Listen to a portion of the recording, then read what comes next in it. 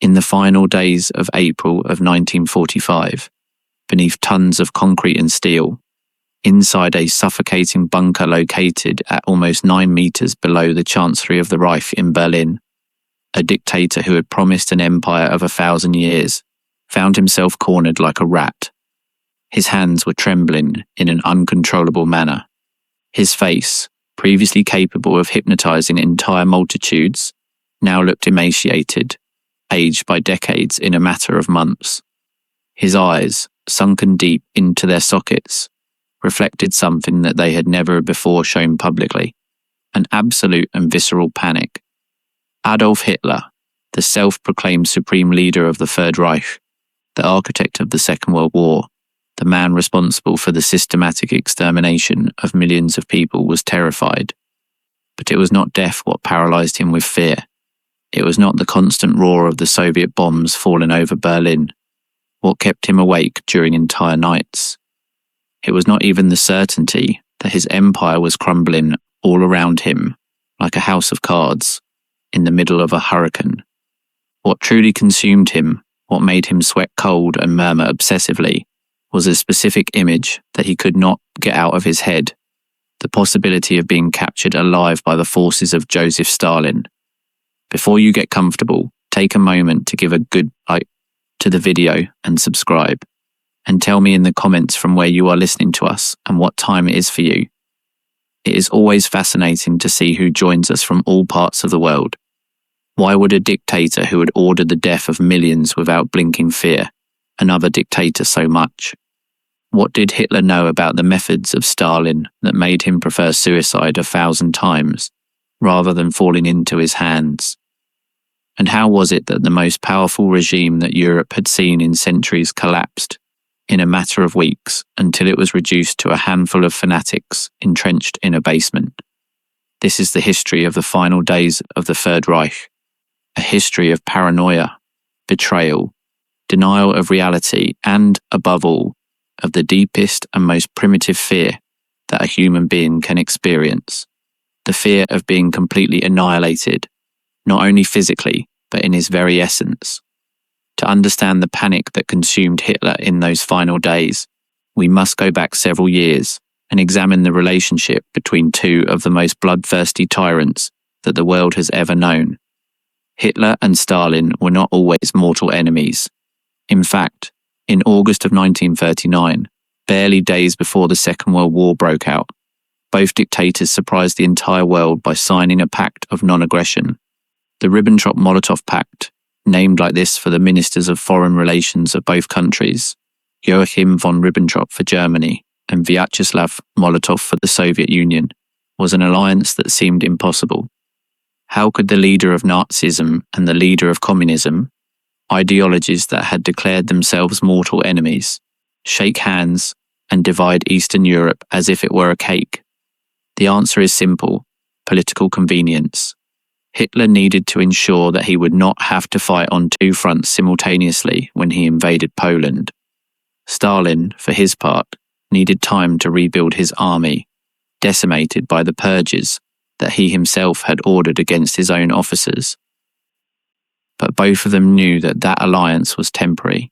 Both of them knew that they would eventually face each other, and both prepared themselves in secret to betray the other. Hitler delivered the first blow. On the 22nd of June of 1941, in an operation that carried the codename of Barbarossa, more than 3 million German soldiers crossed the Soviet border in the largest surprise attack of military history. Stalin, in spite of the numerous warnings that he had received from his own spies and from British intelligence, refused to believe that Hitler would betray him so soon. When the bombs began to fall over Soviet cities on that early morning, Stalin entered into a state of shock so profound that he disappeared from public life for almost 2 weeks. Some historians believe that he suffered a nervous breakdown. Others suggest that he simply could not process the magnitude of his error of calculation. But Stalin recovered, and when he did, he swore vengeance. What followed were almost 4 years of the most brutal and bloody war that humanity had ever witnessed. The Eastern Front, as it is known, was a hell on earth. The numbers are so astronomical that they turn out to be almost incomprehensible. The Soviet Union lost approximately 27 million people during the conflict. Between military personnel and civilians, Germany lost around 5 million soldiers only on the Eastern Front. Entire cities were completely leveled to their foundations. Leningrad, the current St. Petersburg, was besieged for 872 days, almost 2.5 years, during which more than 1 million civilians died, many of them due to starvation. In Stalingrad, a battle that lasted from August of 1942 until February of 1943, close to 2 million people died between both opposing sides.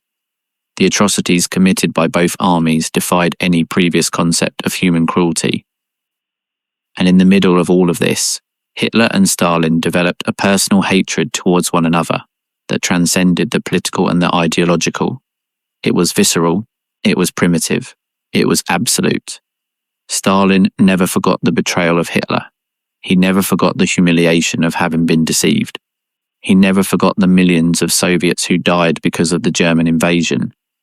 And as the war turned in favor of the Soviet Union, as the Red Army began its inexorable advance towards the West, Stalin began to make public declarations about what awaited Hitler when they finally captured him. These would not be empty words. What exactly was Stalin planning for Hitler if he managed to capture him alive? The documents declassified decades after the war paint a chilling picture. Stalin had ordered his intelligence services, the feared NKVD, People's Commissariat for Internal Affairs, to prepare detailed plans for the treatment of Hitler in the event of being captured. A rapid execution was not contemplated. That would have been too merciful. Stalin wanted a public trial, similar to the show trials that he had organized during the Great Purges of the 1930s, where his own revolutionary comrades were forced to confess absurd crimes before being executed. But in the case of Hitler, the trial would only be the beginning. The Soviet intelligence reports suggest that Stalin considered multiple options to publicly humiliate Hitler. One of them involved exhibiting him in a metal cage through the streets of Moscow, allowing the Soviet citizens to throw objects at him and spit on him. Another option contemplated forcing him into hard labor in one of the Soviet concentration camps of the Gulag, where millions of political prisoners had died in subhuman conditions.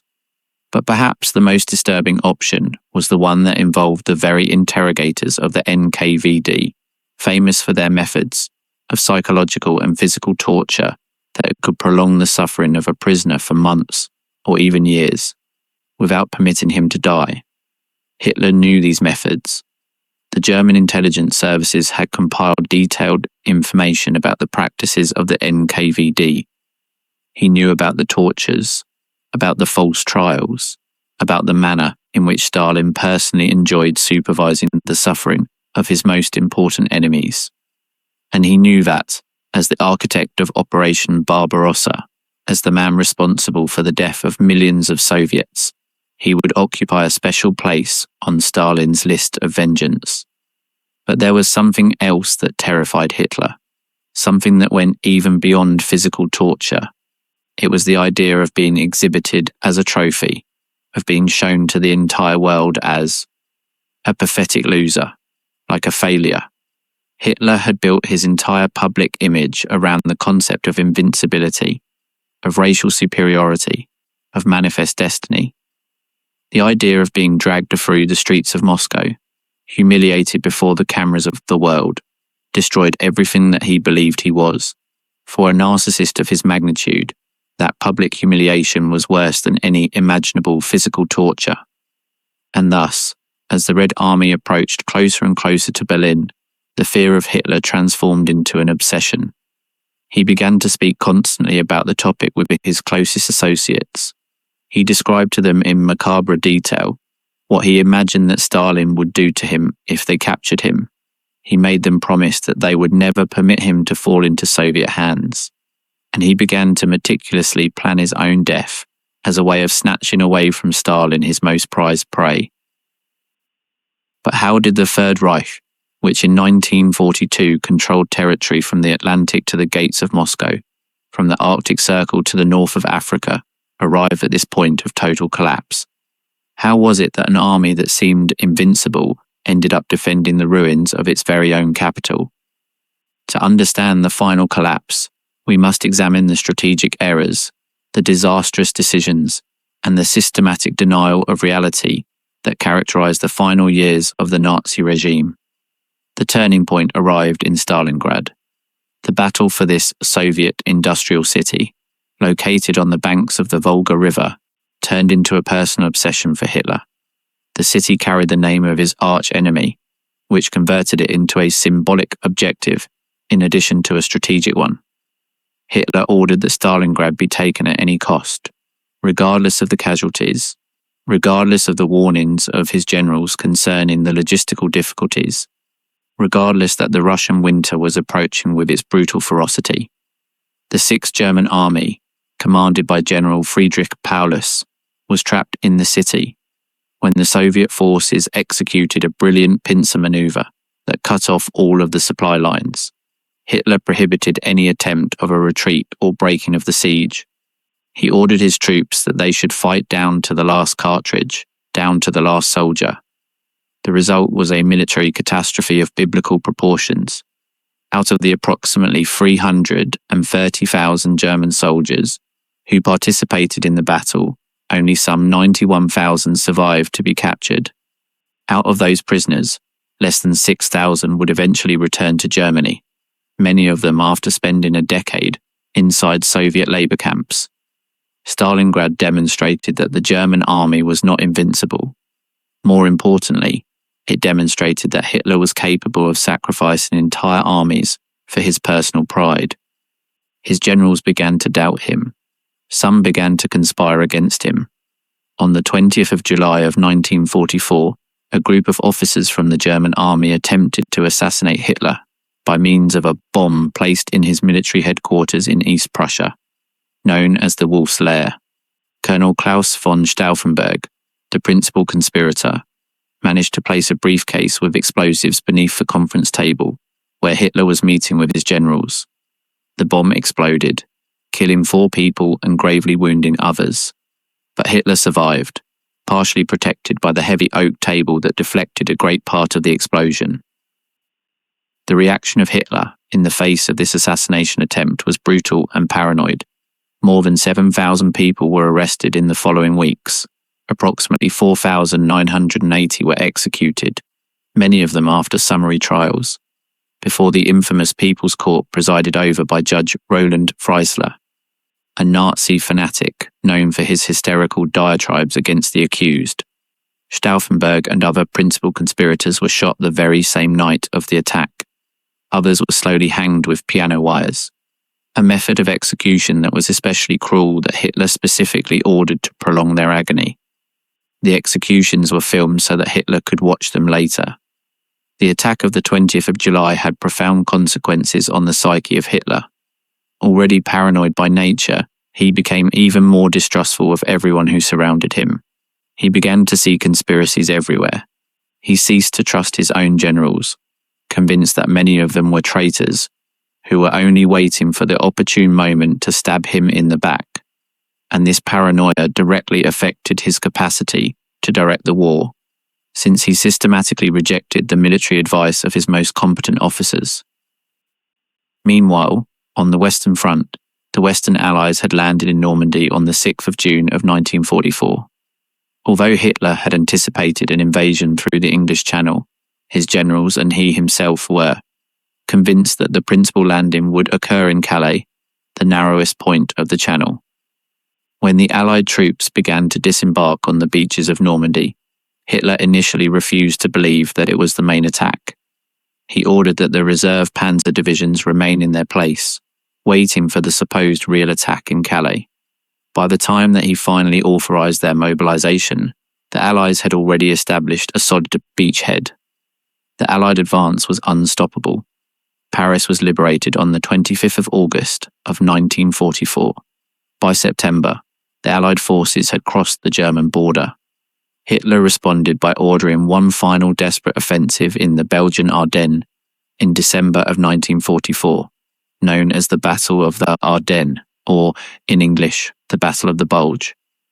Initially, the offensive took the Allies by surprise and achieved some significant advances, but the lack of fuel, the Allied resistance, and the bad weather that impeded German aerial support condemned the operation to failure. It was the last important offensive of the German army in the West. And while Hitler wasted his final reserves in this futile offensive, the Red Army was preparing itself for its final blow. On the 12th of January of 1945, the Soviet Union launched the Vistula Oder offensive, one of the largest military operations in history. More than 2 million Soviet soldiers, supported by thousands of tanks and airplanes, crushed the German defences in Poland. In a matter of weeks, the Red Army had advanced more than 500 kilometres, arriving up to the banks of the Oder River, at barely 70 kilometres from Berlin. The speed of the Soviet advance was so astonishing that even Stalin had to order a pause to allow the supply lines to catch up to the vanguard troops. Hitler, locked inside his bunker beneath the Chancellery of the Reich, refused to accept reality. In the meetings of military situation, he moved non-existent divisions over the maps, ordered counterattacks with troops that had ceased to exist, planned impossible victories. His generals, terrified of contradicting him, nodded in silence while they exchanged glances of desperation. Those who dared to present realistic reports about the military situation were accused of defeatism, stripped of their ranks or, in the worst cases, sent to the front as private soldiers, which was equivalent to a sentence of death. The self-deception of Hitler in these final months reached proportions that were almost comical. If it were not for the tragic consequences, he developed a faith that was almost mystical in the so-called Wunderwaffen, or marvelous weapons, that his scientists supposedly were developing. He believed that the V-2 rockets, the Me-262 jet airplanes, the super heavy tanks, and other experimental weapons would change the course of the war in the last moment. He deliberately ignored the fact that, although some of these weapons were technologically impressive, Germany simply did not have the resources nor the time to produce them in sufficient quantities so as to make a significant difference. He also developed a recurrent fantasy about a supposed imminent rupture of the alliance between the Soviets and the Western Allies. Hitler was convinced that the United States and Great Britain eventually would realize that Soviet communism was a greater threat than Nazism and would turn against Stalin. In his delirious mind, he imagined that the Western Allies would form an alliance with what remained of the German army to fight together against the Soviet Union. This fantasy led him to order that the German forces in the West offer a merely symbolic resistance while they concentrated all of their resources on the Eastern Front, a decision that accelerated the collapse on both fronts. But what was happening in the meantime inside the bunker? What was the daily life of Hitler and his closest circle like while the world was crumbling down over their heads? The Führer bunker, as it was known, was a construction of 2 levels located beneath the garden of the Chancellery of the Reich in Berlin. The superior level, called the Vorbunker, contained the kitchens, the service rooms, and the living quarters of the personnel of lower rank. The inferior level, the Führer bunker, properly speaking, was where Hitler and his most intimate circle lived. It was a claustrophobic space, with low ceilings, narrow corridors, and diminutive rooms. The concrete walls, of almost 4 meters of thickness, protected its occupants from the bombs, but they also completely isolated them from the outside world. The air inside the bunker was stale and humid. The diesel generators that provided electricity emitted a constant buzzing sound that penetrated into all corners. The smell of humidity, of sweat, and of rancid food permeated everything. As the military situation worsened and more people sought refuge in the bunker, the atmosphere became each time more oppressive. In its final weeks, the bunker sheltered more than 50 people, well above its designed capacity. Hitler had established a routine that he maintained with obsessive regularity, even while Berlin burned above him. He woke up around noon, took a light breakfast, and then received a military situation report. These conferences of war, which in better times had been organised events with the participation of his principal generals, had converted themselves into chaotic sessions, where Hitler alternated between outbursts of hysterical fury and periods of delirious fantasy. He had lunch around 2 in the afternoon, generally in the companies of his secretaries, and his companion Eva Braun, who had joined him in the bunker in the middle of April. The meals were frugal. Hitler was a vegetarian, and he barely tasted a bite due to his multiple health problems. In the late afternoons, Hitler usually received visits from the few loyalists who still remained by his side, or he dictated his political testament to his secretaries. He dined late, generally after midnight, and then remained awake during hours, talking incessantly about a variety of topics, from his plans to reconstruct Berlin as the world capital of the Third Reich, right up to his theories about Aryan racial superiority. These nocturnal monologues, which his associates were obligated to listen to in respectful silence, could extend themselves until 5 or 6 in the morning. Those who lived with Hitler in the bunker during those final days left chilling testimonies about his physical and mental state. His health had deteriorated dramatically. He walked hunched over, dragging his left leg. His hands trembled so violently that sometimes he had difficulties bringing the food to his mouth. His skin had a sickly greyish tone. His eyes, sunken in their sockets, had a feverish shine when he talked of his fantasies of victory, but they became opaque and glassy when reality imposed itself momentarily. A great part of this deterioration was due to the combination of medications that his personal doctor, Dr. Theodor Morell, administered to him daily. Morell, a doctor of doubtful reputation whom other Nazi doctors considered a charlatan, had won the absolute confidence of Hitler after curing his chronic stomach problems in the mid-30s. Over time, Morell had converted Hitler into an addict to a cocktail of drugs that included amphetamines, barbiturates, opiates, and a variety of experimental compounds, whose side effects included paranoia, extreme mood swings, and cognitive deterioration. In the final months of the war, Hitler received multiple injections a day, each one of which contained combinations of substances that today would be considered extremely dangerous. But beyond his physical deterioration, it was the mental state of Hitler that most worried those who surrounded him. He alternated between periods of irrational euphoria, where he planned imaginary counteroffensives with armies that no longer existed, and periods of deep depression where he talked openly of suicide. His outbursts of fury had become more frequent and unpredictable. Any negative news, any suggestion that the situation was desperate, could trigger an explosion of anger that left his generals trembling. And increasingly frequently, those outbursts of fury were directed against those who had been his most loyal followers. On the 20th of April of 1945, Hitler turned 56 years old. It was his last birthday, although of course he did not know it with certainty in that moment, although he surely suspected it. The celebration was a pathetic shadow of the grandiose ceremonies that had marked his previous birthdays. Instead of military parades and multitudes cheering him, Hitler received the congratulations of a small group of faithful in the depths of his bunker while the Soviet bombs fell over Berlin. Among the visitors of that day were found some of the most prominent names of the Nazi regime: Heinrich Himmler, the head of the SS and architect of the Holocaust; Hermann Göring, the corpulent commander of the Luftwaffe and second in the line of succession; Joseph Goebbels, the minister of propaganda, and perhaps the most fanatic of all the Nazis; Albert Speer, the favourite architect of Hitler and minister of armaments; and Martin Bormann, the personal secretary of Hitler and guardian of access to the Führer. Each of these visitors arrived with his own agenda. Himmler and Göring, both conscious that the war was lost, were secretly searching for ways to negotiate with the Allies to save their own skins.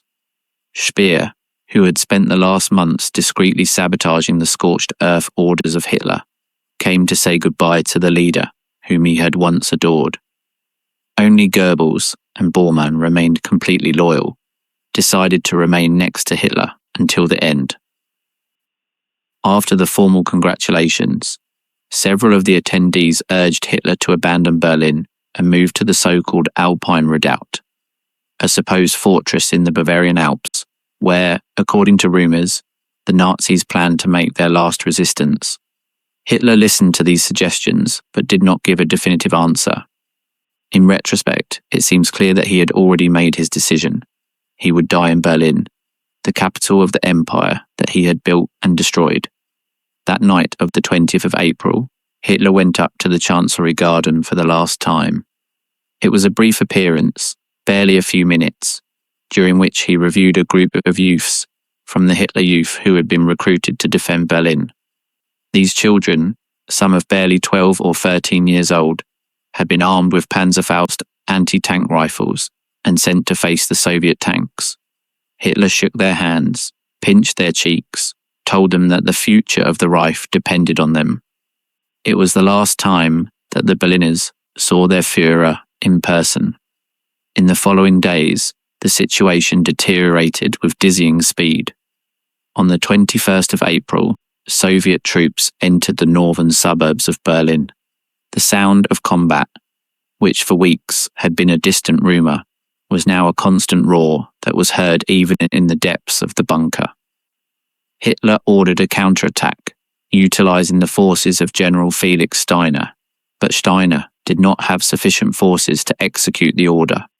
When Hitler found out that the attack had not materialised, he suffered one of his most devastating collapses. On the 22nd of April of 1945, during the afternoon situation conference, Hitler finally acknowledged what everyone around him had known for months. The war was lost. In an outburst of fury that lasted almost an hour, he blamed everyone except himself, his generals, whom he accused of incompetence and treason, the army, which he accused of cowardice, the German people, whom he accused of not being worthy of him. He screamed until he was hoarse. He hit the table with his fists. He declared that he would stay in Berlin and commit suicide before permitting them to capture him. It was in this moment when the fear of Stalin manifested itself in a more raw manner. Hitler described in detail what he imagined the Soviets would do to him if they captured him alive. He spoke of cages, of public humiliations, of tortures. He spoke of the destiny of Mussolini, whose body had been hung upside down at a gasoline station in Milan just a few days before, and of how he would never allow something similar to happen to him. He ordered that if he died, his body must be completely burned so that the Soviets could not exhibit it as a trophy. Those present tried to calm him. They assured him that there was still hope. They begged him to abandon Berlin while it was still possible. But Hitler refused.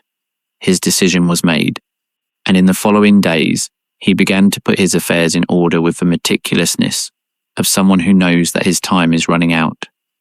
But what was happening outside the bunker while Hitler prepared to die?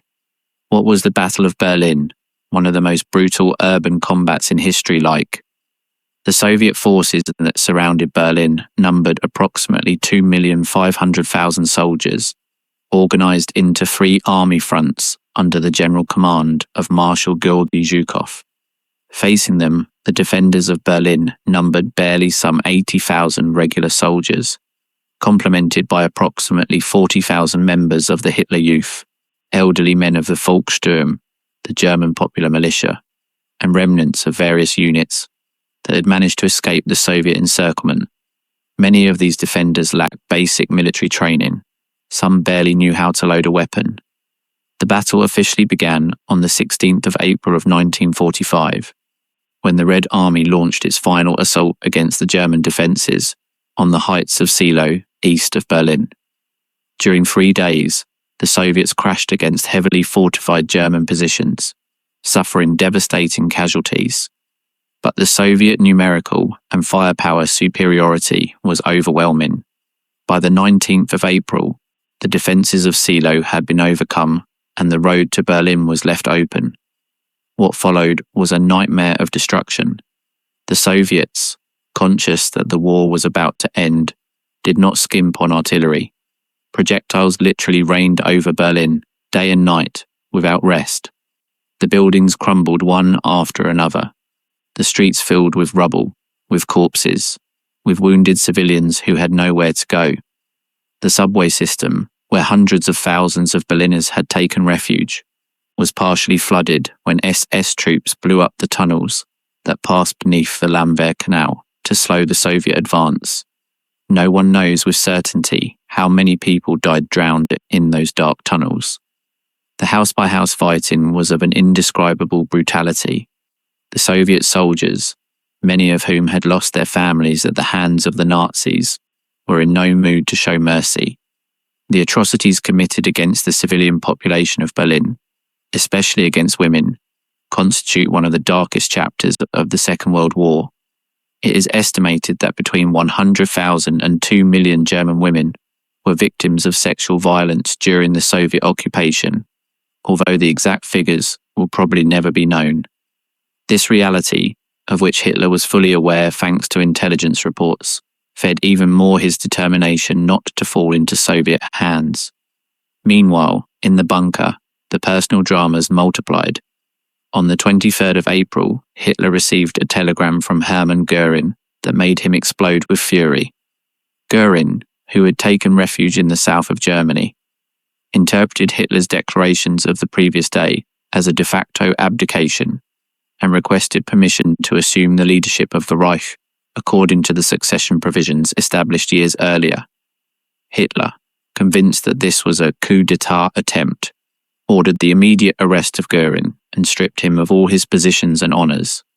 The once powerful Marshal of the Reich, the second in the Nazi hierarchy, was arrested by the SS in his own residence.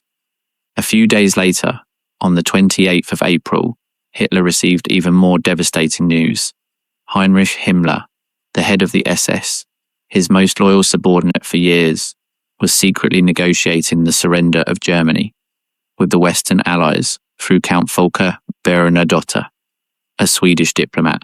This betrayal, which Hitler considered the worst of all, plunged him into a frenzy of rage and paranoia. He ordered the immediate execution of Himmler, although this order was never fulfilled since Himmler was out of the reach of the troops loyal to Hitler. Instead, Hitler vented his fury against Himmler's representative in the bunker, SS General Hermann Fegelein, who also happened to be Eva Braun's brother-in-law. Fegelein was taken out of the bunker, subjected to a summary trial, and executed in the Chancellery Garden. It was in this environment of betrayal, paranoia, and death where Adolf Hitler decided to marry. In the early hours of the 29th of April of 1945, in a small room of the bunker, Adolf Hitler and Eva Braun contracted marriage in a brief civil ceremony. The civil registry official, a Nazi functionary named Walter Wagner, was hastily brought from the defense lines. The witnesses were Joseph Goebbels and Martin Bormann. Eva, now Eva Hitler, wore a black dress, the same one she had used in previous public appearances. Hitler wore his usual uniform. The ceremony lasted barely a few minutes. Why marry in that moment, when both knew they would die in a matter of hours? Hitler's motivations were probably multiple. In part, it may have been a gesture of gratitude toward Eva, who had remained by his side despite the fact that he had kept her hidden for years, denying her the public recognition that she desired. In part, it may have been an attempt to give his death an air of dignity, of normality, in the middle of absolute chaos. And in part, ironically, it may have been a final act of rebellion. Hitler, who had maintained his status as a bachelor as part of his public image of a leader dedicated exclusively to Germany, finally allowed himself some personal happiness, even if it was for a few hours. What do you think of the content? Do you like this type of video? Then comment the phrase, "I want more stories." This way you will encourage us to bring more historical topics, and you will also help with the video's engagement. Alright? Also, do not forget to subscribe to the channel, activate the bell, and leave your like so that YouTube keeps recommending our videos to you. After the ceremony, there was a small reception where champagne was served. The guests, a reduced group that included the secretaries, the aides, and some loyal officers, tried to maintain an atmosphere of celebration that was grotesquely absurd given the circumstances. Over their heads, the bombs kept falling. A few kilometers away, the Soviet tanks advanced inexorably, and in the adjoining room, Hitler began to dictate his political testament, the final document where he would leave a record of his thoughts for posterity. The political testament of Hitler is a fascinating document in its perversity. Instead of assuming responsibility for the war and the genocide, Hitler blamed the Jews for everything. He reiterated the same anti-Semitic lies that he had preached for decades. He insisted that he had been dragged to war by an international Jewish conspiracy. Even in his final hours, even knowing that everything was lost, Hitler showed not a shred of remorse for the crimes he had ordered. On the contrary, he exhorted the Germans to continue the fight against international Judaism, to never surrender, to never forget. In his personal testament, Hitler left his possessions to various beneficiaries. His paintings and other art objects were to go to a gallery in Linz, the Austrian city where he had grown up. His personal book collection was to be donated to the party. Eva, now his wife, was to receive a modest amount that would allow her to live comfortably, although of course this was irrelevant, given that she had chosen to die alongside him. The 30th of April of 1945 dawned grey and rainy over Berlin. The combat had reached the centre of the city. The Reichstag, the German parliament building located less than a kilometre from the bunker, was being assaulted by Soviet troops. The sound of the artillery was now a constant roar that made the concrete walls of the shelter tremble. Hitler woke up around noon, later than usual. He had lunch with his secretaries and with Eva. It was a silent, tense meal. Everyone knew what was coming. After lunch, Hitler said goodbye individually to each member of his staff. He shook hands, murmured words of gratitude, accepted hugs from those who openly wept. He gave final instructions to his adjutant, Otto Günscher, and to his valet, Heinz Linder, regarding what they should do after his death. At approximately 3:30 in the afternoon, Hitler and Eva retired to their private rooms. They closed the door behind them. Those waiting outside heard a single gunshot. When Linder and Günscher entered the room minutes later, they found the bodies of Adolf and Eva Hitler sitting on a small sofa. Hitler had shot himself in the right temple with his 7.65mm Walter PPK pistol. Eva had ingested a cyanide capsule and lay by his side without visible marks of violence. Hitler's face was shattered by the impact of the projectile. The smell of bitter almonds from the cyanide mixed with the metallic smell of blood. The bodies were quickly wrapped in blankets and carried up the stairs to the Chancery Garden, where a shallow grave had been prepared. There, the corpses were doused with gasoline and burned according to Hitler's instructions. The cremation process was interrupted several times by Soviet bombardments, forcing those in charge to take shelter in the bunker. When they were finally able to complete the task, the charred remains were buried in a nearby bomb crater. Hitler's death was kept secret for approximately a day. It was not until the night of the 1st of May that German radio announced that the Führer had fallen in combat defending Berlin until his last breath, a final lie that intended to preserve his image even in death. The truth about his suicide would not be publicly confirmed until weeks later. But what happened to Hitler's remains? This question generated decades of speculation, conspiracy theories, and fruitless searches. Soviet troops captured the bunker on the 2nd of May of 1945. They immediately began to search for Hitler's body, conscious of the importance of confirming his death. Initially, they found a corpse that they believed could be Hitler, but it turned out to be Gustav Wehler, a double who was occasionally used for public appearances. The Soviets continued digging in the Chancery Garden for days, until they finally found the charred remains of Hitler and Eva Braun on the 5th of May. The remains were transported to a facility of Smersh, the Soviet counterintelligence agency, where they were subjected to forensic analysis.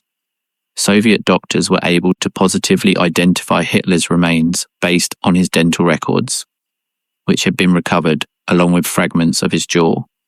They also found skull fragments, with a bullet hole consistent with a self-inflicted gunshot.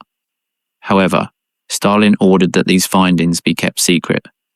For years, he deliberately fed the uncertainty about Hitler's fate, probably as a tactic to keep the West nervous and justify the Soviet occupation of Eastern Europe. On several occasions, Soviet officials suggested that Hitler might have escaped and be living somewhere in South America. These insinuations fueled conspiracy theories that persist to this day. The remains of Hitler and Eva Braun were buried and unearthed several times during the following decades as Soviet facilities in Germany changed locations. Finally, in 1970, Soviet leader Leonid Brezhnev ordered the definitive destruction of the remains to prevent Hitler's grave from becoming a place of pilgrimage for neo-Nazis. The bones were exhumed, incinerated completely, and the ashes thrown into a river. Only some fragments of jaw and skull were preserved, which remain in Russian archives to this day. But the death of Hitler did not mean the immediate end of the Third Reich. In his testament, Hitler had named Admiral Karl Dönitz as his successor in the leadership of the state, and Joseph Goebbels as Chancellor. However, Goebbels only survived Hitler by a day. On the afternoon of the 1st of May of 1945, Joseph and Magda Goebbels made a decision that remains one of the most disturbing of the entire Second World War. Magda, a Nazi fanatic as devout as her husband, refused to allow her 6 children to grow up in a world without National Socialism. With the help of an SS doctor, she sedated the children with morphine and then administered cyanide capsules to them while they slept. Helga, Hildegard, Helmut, Holdine, Hedwig, and Heidrun Goebbels, of ages ranging between 4 and 12 years, died in their beds in the bunker. Shortly after, Joseph and Magda Goebbels went up to the Chancellery Garden, where an SS soldier executed them with shots to the nape, according to some versions, or where they committed suicide with cyanide and shots, according to others. The government of Dönitz, established in the city of Flensburg near the Danish border, lasted barely 3 weeks. Dönitz initially attempted to continue the war against the Soviet Union, while negotiating a selective surrender with the Western Allies, but both the United States and Great Britain rejected any proposal that did not include an unconditional surrender on all fronts. Finally, on the 7th of May of 1945, German representatives signed the unconditional surrender at the Allied headquarters in Reims, France. The surrender was ratified the following day in Berlin before Soviet representatives. The 8th of May of 1945 became Victory in Europe Day, marking the official end of the Second World War in the European theatre. What happened to the other Nazi leaders? How did those who had built and directed the most criminal regime of modern history end up?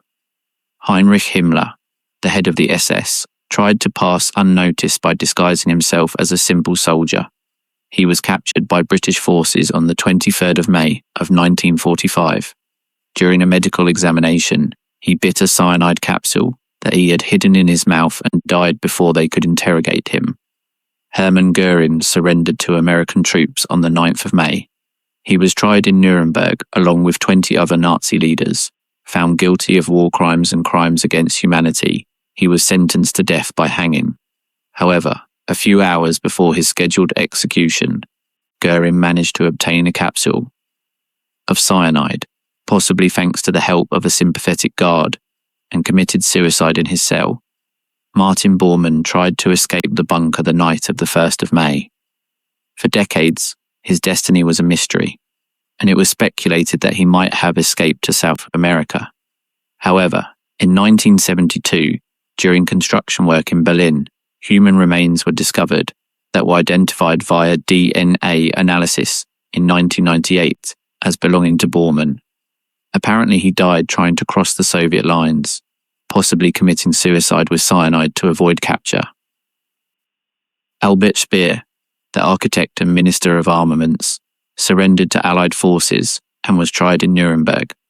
Unlike the majority of the other defendants, Speer accepted partial responsibility for the crimes of the regime, although he denied direct knowledge of the Holocaust. He was sentenced to 20 years in prison, which he completed entirely in the Spandau prison in Berlin. After his release in 1966, he wrote memoirs that became bestsellers, but which were subsequently criticized for their omissions and falsehoods. Of the 24 principal defendants in the Nuremberg trials, 12 were sentenced to death, 3 were acquitted, and the rest received prison sentences that varied from 10 years to life imprisonment. The executions were carried out on the 16th of October of 1946. The condemned were hanged one by one during the early hours of the dawn, and their bodies were incinerated to prevent their graves from converting into places of veneration for future Nazi sympathizers. But beyond the individual destinies of the Nazi leaders, what were the broader consequences of the collapse of the Third Reich? How did the fall of the Nazi regime transform Germany, Europe, and the world? The Second World War left Europe devastated. It is estimated that between 70 and 85 million people died during the conflict, including approximately 6 million Jews murdered in the Holocaust. Entire cities had been reduced to rubble. Millions of people had been displaced from their homes. The economic infrastructure of the continent was in ruins. Germany was left divided into 4 occupation zones, controlled by the United States, Great Britain, France, and the Soviet Union. This division, which was initially conceived as temporary, converted into permanent when the tensions between the Western powers and the Soviet Union gave origin to the Cold War. In 1949, the 3 Western zones merged to form the Federal Republic of Germany, West Germany, while the Soviet zone converted into the German Democratic Republic, East Germany. The 2 Germanys remained separated during 4 decades, until the fall of the Berlin Wall in 1989 and the reunification in 1990. The process of denazification, through which the Allies attempted to eliminate Nazi influence from German society, had mixed results. Although the most prominent leaders were tried and punished, many lower-ranking Nazi officials managed to escape justice. Some were recruited by Western or Soviet intelligence services due to their specialized knowledge. Others simply reintegrated into civil society, lying about their past or benefiting from general amnesties. The full confrontation of Germany with its Nazi past would take decades to occur. The Holocaust, although known in general terms during the war, was revealed in all its magnitude when the Allies liberated the concentration and extermination camps. The images of skeletal survivors, the mountains of corpses, the gas chambers, and the crematoriums shocked the world. The Holocaust converted into the definitive symbol of absolute evil, a permanent reminder of how far inhumanity can reach when it is permitted to prosper without opposition. The revelation of the Holocaust also accelerated the movement to create a Jewish state in Palestine. In 1948, barely 3 years after the end of the war, the independence of Israel was proclaimed. Millions of Holocaust survivors and their descendants emigrated to the new state. Although this migration also generated a conflict with the Palestinian Arab population that continues without being resolved up to the present day. At a geopolitical level, the Second World War marked the end of European hegemony over world affairs. The 2 emerging superpowers, the United States and the Soviet Union, divided the world into spheres of influence. The creation of the United Nations in 1945 represented an attempt to avoid future world wars through international cooperation, although its effectiveness was limited by the rivalry between the superpowers. Returning to the central theme of our history, did Hitler achieve his objective of avoiding falling into the hands of Stalin? In a strictly literal sense, yes. He died by his own hand, on his own terms, surrounded by the few faithful who remained next to him until the end. Stalin never had the satisfaction of exhibiting him in a cage through the streets of Moscow, of subjecting him to a show trial, of torturing him in the basements of the NKVD. But in another deeper sense, the fear of Hitler towards Stalin was his last great defeat. That fear paralyzed him in the final months of the war, preventing him from taking decisions that could have prolonged the German resistance, or at least have reduced the suffering of the civil population. That fear led him to remain in Berlin when he still could have escaped, converting the defense of the capital into an unnecessary carnage. That fear consumed him to the point that his final days were a personal hell of paranoia, treason, and isolation. And ultimately, what did it matter if Hitler avoided capture? His empire of 1,000 years had lasted barely 12. His dreams of world domination lay buried beneath the ruins of the cities that he had destroyed. His people, whom he claimed to love, had been led to a catastrophe of biblical proportions, and his name, which he hoped would be venerated for generations, converted into synonymous with absolute evil. The fear of Hitler towards Stalin was, in many senses, a fear to face the consequences of his own acts.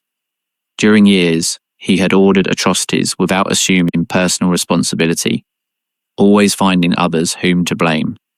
In his final days, he finally faced the possibility of being judged, not by abstract history, but by an enemy of flesh and bone who owed him nothing and who would not show mercy.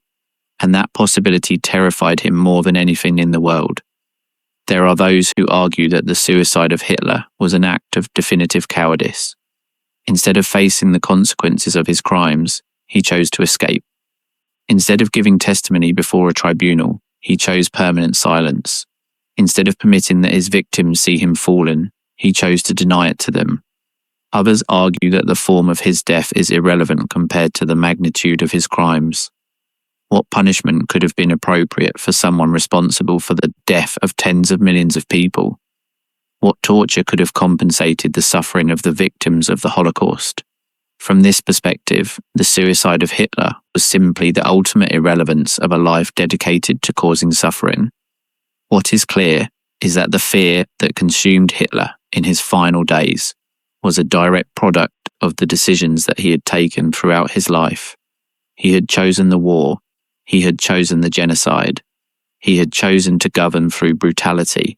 And when that brutality finally turned against him in the form of the Red Army, he could not face it.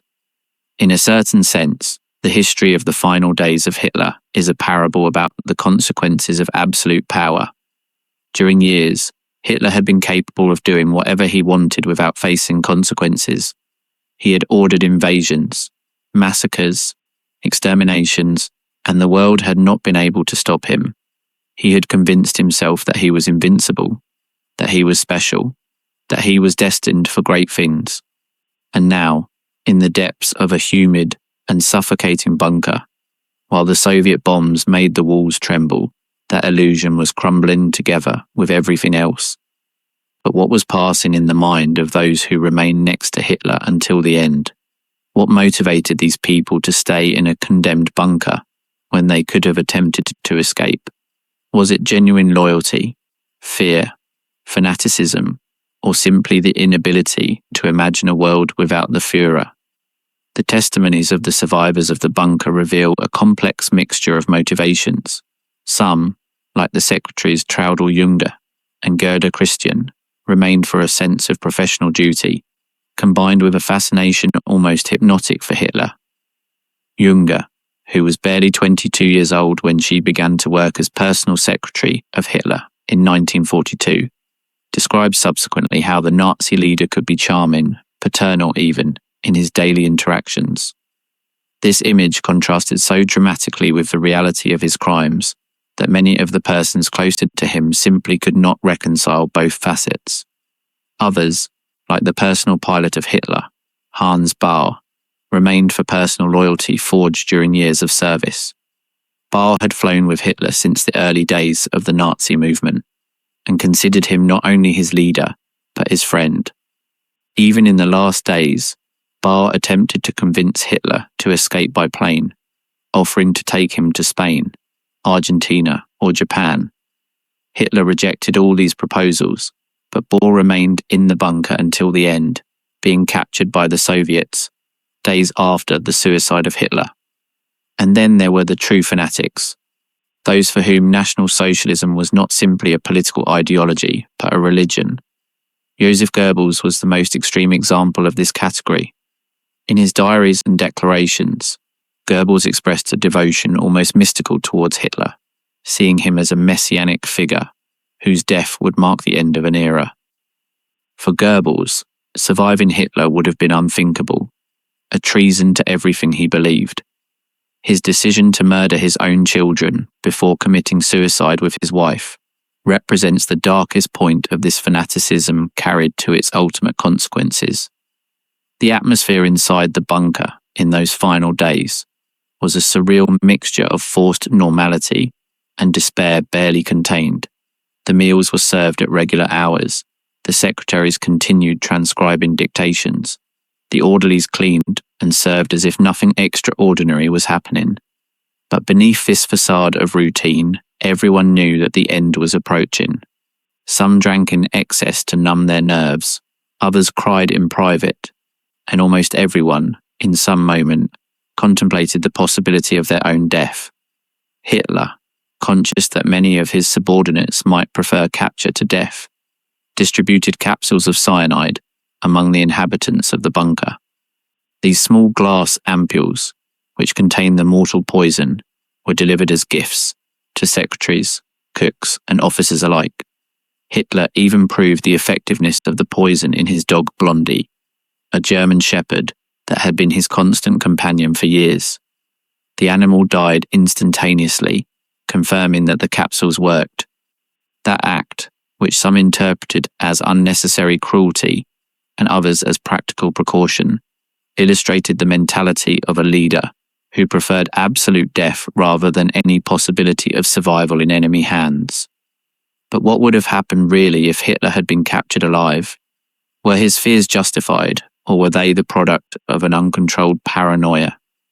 The historical documents suggest that the fears of Hitler, although exaggerated in some aspects, had a real base. Stalin indeed had given instructions for Hitler to be captured with life if it was possible. The Soviet leader imagined a great public trial in Moscow, similar to the processes of Nuremberg, but controlled completely by the Soviet Union. In this scenario, Hitler would have been obligated to confess his crimes before the world, to humiliate himself publicly, to recognize the superiority of the Soviet system. The interrogators of the NKVD, the Soviet secret police, were famous for their capacity to break even the most resistant prisoners. They utilized a combination of deprivation of sleep, isolation, psychological torture, and, when it was necessary, physical violence to obtain confessions. Veterans of the great purges of the years 30, these interrogators had perfected techniques that could transform convinced revolutionaries into babbling puppets that confessed the most absurd crimes.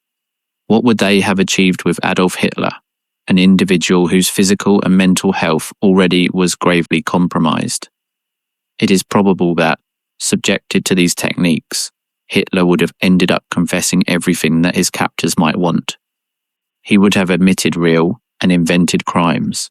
He would have denounced his ancient allies. He would have begged for his life in the most pathetic way imaginable. And all this would have been filmed, transmitted, preserved for eternity.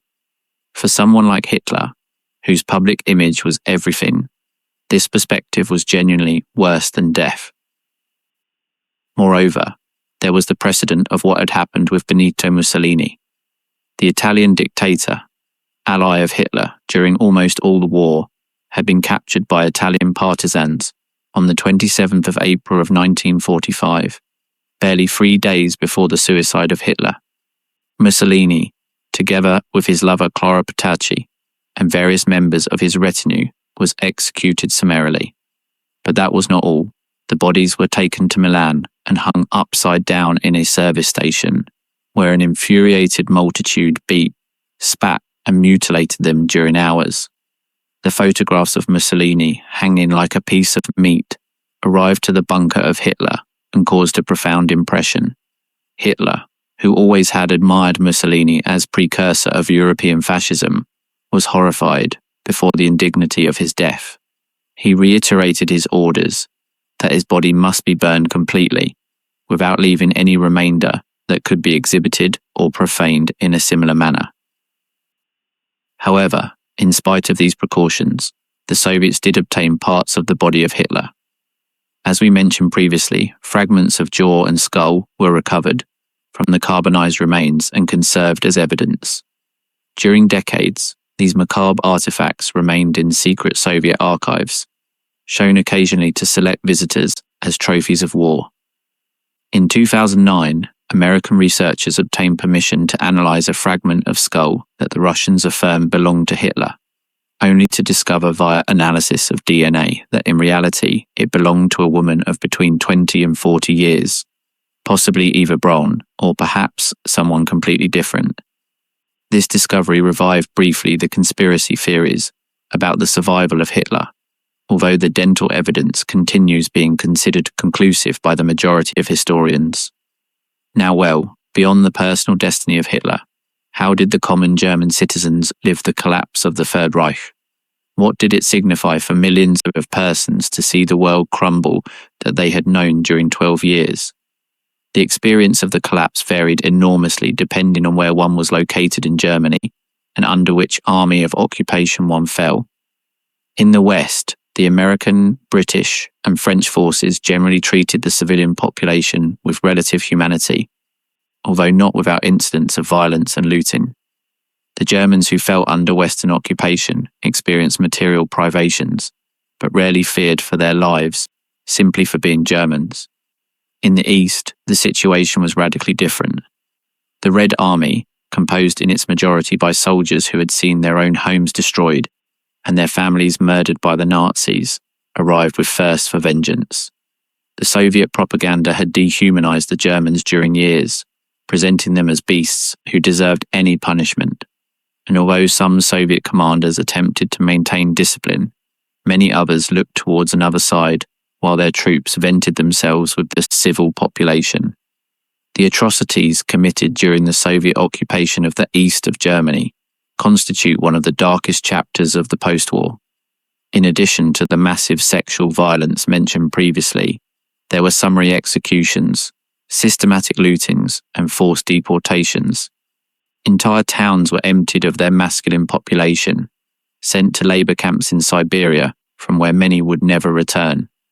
Suicides among the German civil population reached epidemic proportions, particularly among women who preferred death rather than falling into hands of the Soviet soldiers. This reality, of which the Germans in the Oriental zones were fully conscious, thanks to the stories of refugees who fled towards the West, created a massive exodus without precedent in European history. Millions of Germans abandoned their ancestral homes in East Prussia, Silesia, Pomerania, and the Sudetenland, fleeing towards the West in desperate conditions. Many died of cold, exhaustion, or violence on the road. Families were separated permanently. Communities that had existed during centuries disappeared in a matter of weeks. The Nazi government, far from facilitating this evacuation, frequently obstructed it. The Gauleiters, the regional governors of the Nazi Party, received orders to punish with death anyone who abandoned his post or attempted to flee. Hitler, obsessed with the idea of resistance until the end, considered any evacuation as defeatism. The result was that many Germans remained in zones of active war, much after any rational defense would have been impossible, multiplying the civilian victims. Why did Hitler insist on this suicidal policy? Why did he condemn his own people to suffering when the war was clearly lost? The answer reveals much about the distorted psychology of the Nazi leader in his final months. Hitler had developed the conviction that the German people had failed in the historical test to which he had subjected them.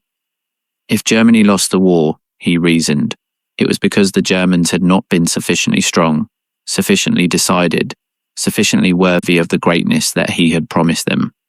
In consequence, they deserved to perish together with his failed empire. This philosophy found its most explicit expression in the so-called Nero Order, issued the 19th of March of 1945.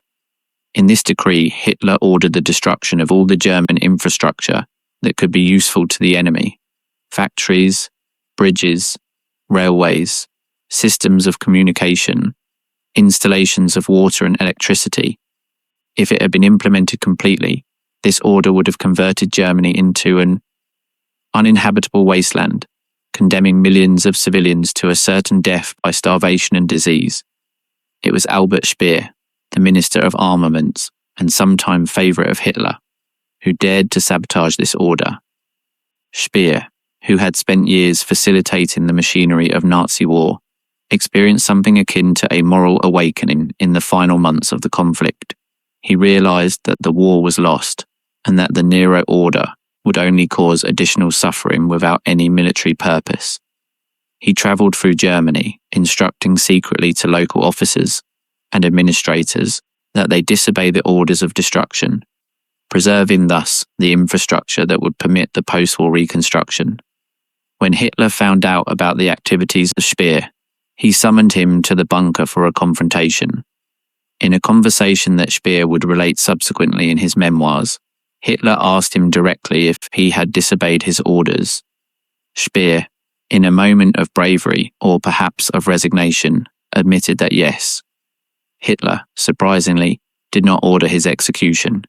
Instead, he seemed to accept the treason with a species of exhausted fatalism. Perhaps, in some level, even Hitler recognized that his order was monstrous. Or perhaps, simply he was too exhausted to care. The relationship between Hitler and Speer in those final days illustrates the complexity of the human dynamics, even in the most extreme circumstances. Speer had been one of the Nazis closest to Hitler, a true believer who had dedicated his considerable architectural talent to glorify the regime. Together they had dreamed of rebuilding Berlin as Germania, the capital of a world empire, with buildings so monumental that they would make the pyramids of Egypt seem insignificant. Now those dreams lay buried beneath the ruins of the city that both had planned to transform. In his final visit to the bunker, Speer found a Hitler unrecognizable. The leader who sometime had radiated charisma and determination now seemed a decrepit old man, dragging the feet through the narrow corridors, murmuring about treasons and conspiracies. When Speer said goodbye, both knew that it was the last time that they would see each other. Hitler shook his hand without apparent emotion. There were no reproaches for the disobedience. There were no words of affection for the years of service. Only an empty goodbye between two persons who had shared megalomaniacal visions and who now separated in the darkness of a condemned basement. What lessons can we extract of these events? What does the collapse of the Third Reich tell us about the nature of power, of fanaticism, of self-deception? One of the most evident lessons is the dangerousness of concentrating absolute power in hands of a single individual.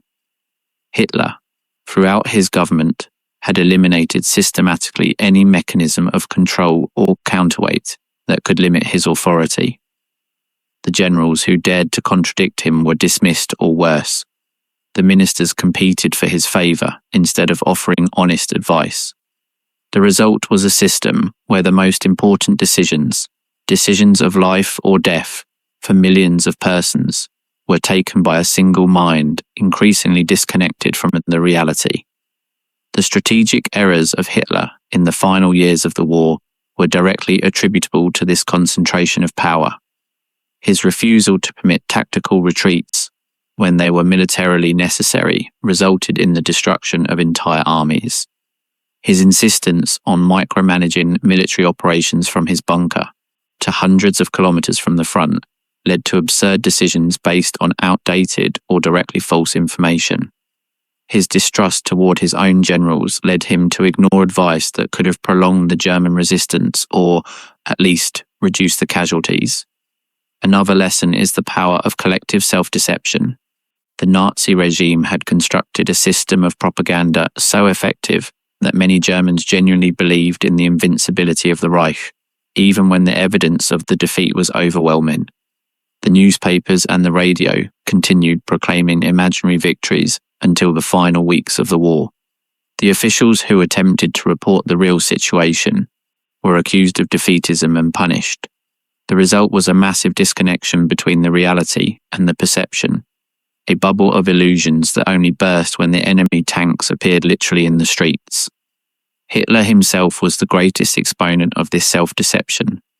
In the conferences of military situation of his final weeks, he moved non-existent divisions over the maps, planned counter-offensives with troops that had ceased to exist, awaited the arrival of miraculous weapons that would never materialize.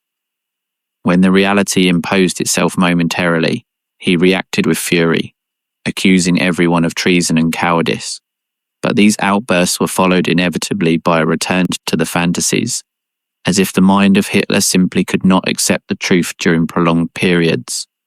How many of those who surrounded him shared genuinely these illusions, and how many simply feigned to avoid his ire? It is impossible to know it with certainty. Probably there was a mixture of both. Some, like Goebbels, seemed sincerely convinced that a miracle could occur. Others, like Speer, had accepted internally the defeat, but continued playing the game out of fear or out of custom. And many probably oscillated between moments of lucidity and moments of denial, incapable of processing completely the magnitude of the catastrophe that was approaching. The phenomenon of the fidelity until the end that many Nazis exhibited also deserves reflection. What led apparently normal persons to remain loyal to a regime clearly defeated and morally condemned? The psychologists have identified various factors: the emotional investment accumulated during years of service, the fear of punishment for desertion, the inability to imagine a life outside of the system Nazi, the social pressure of the peers who remained loyal, and in some cases, a genuine ideological fanaticism that saw the death as preferable to the surrender. Also, there were more pragmatic factors. Many Nazis of high rank knew that they would be judged for war crimes if they survived. For them, fighting until the end was not only a question of ideology, but of paradoxical self-preservation. The death in combat was preferable to the gallows of the executioner. This calculation explains why so many chose the suicide in the final days, from their own Hitler until minor figures like the governor of Berlin, who shot himself together with his family when the Soviets entered in his district. Let us return now to the bunker to examine the final moments with greater detail. What happened exactly in the hours previous to the suicide of Hitler? How did he pass his final moments, the dictator who had transformed the world? The morning of the 30th of April of 1945 began with devastating news. The Soviets had captured the Reichstag and were to less than 500 meters of the bunker.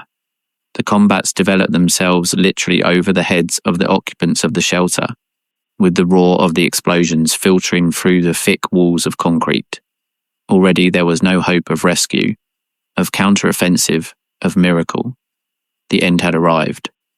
Hitler passed the morning saying goodbye to his personnel. He shook hands, murmured words of gratitude, accepted hugs of those who cried openly.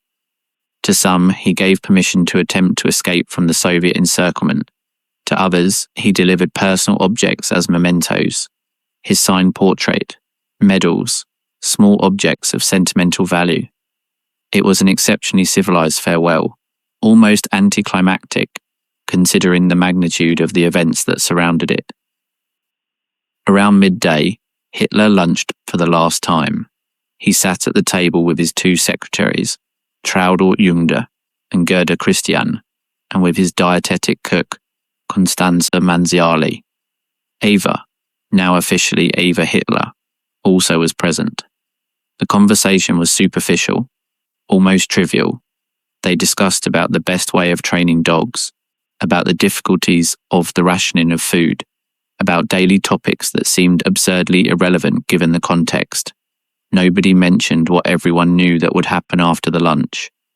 After eating, Hitler retired briefly to his private rooms. When he reappeared, his expression was resolute, almost serene. He called to his adjutant Otto Gunsch and to his valet Heinz Linge and gave them final instructions. The bodies must be taken to the garden immediately after the death. They must be sprayed with gasoline and burned completely. There must not remain any identifiable remainder. These instructions were repeated various times, with an insistence that revealed the depth of the fear of Hitler to falling in Soviet hands even after dead. Approximately at 3 of the afternoon, Hitler and Eva retired to their private salon. The door closed behind them. Those who awaited outside, a small group that included Günsche, Linda, Goebbels, Bormann, and some others, remained in tense silence during various minutes. Some accounts mention that a single shot was heard. Others affirm that the sound was muffled by the thick door and the walls of concrete. In any case, after waiting some 10 minutes to assure themselves that everything had finished, Lind opened the door. The spectacle that he found remained engraved in his memory forever. Hitler was slumped in an extreme of the small sofa, the head inclined towards forward, blood dripping from an orifice in his right temple. His pistol, Walter PPK, lay on the floor at his feet. Eva was seated at his side, without visible marks of violence, but clearly dead. The smell of bitter almonds of the cyanide filled the room, mixing with the metallic smell of the blood. Over a nearby table there was a photograph of the mother of Hitler, Clara, that he had carried with himself during his entire adult life. The bodies were wrapped rapidly in blankets and carried up the stairs up to the garden of the Chancellery. It was a difficult task. The stairs were narrow and steep, the bodies heavy and uncomfortable to handle. Outside, the Soviet bombardment continued without pause, obligating the carriers to run between the explosions. A nearby crater of a bomb was chosen as the place of cremation. The corpses were placed in the crater and sprayed with approximately 200 litres of gasoline that had been stored for this purpose. Linda lit a piece of paper and threw it over the soaked bodies. The flames surged immediately, enveloping them in a column of fire and black smoke. Those present, approximately a dozen persons, remained briefly in position of Nazi salute before taking refuge anew in the bunker to escape the bombardment. The process of cremation was interrupted various times by the Soviet bombs.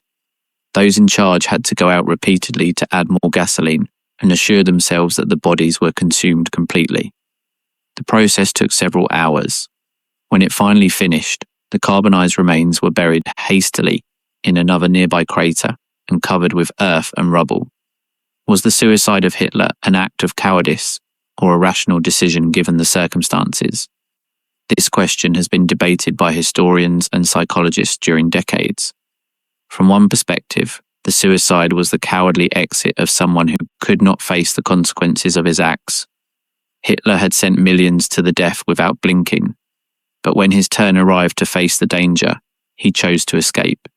He did not have the courage to surrender and submit himself to judgment, to look his victims in the eyes, to accept the responsibility for what he had done.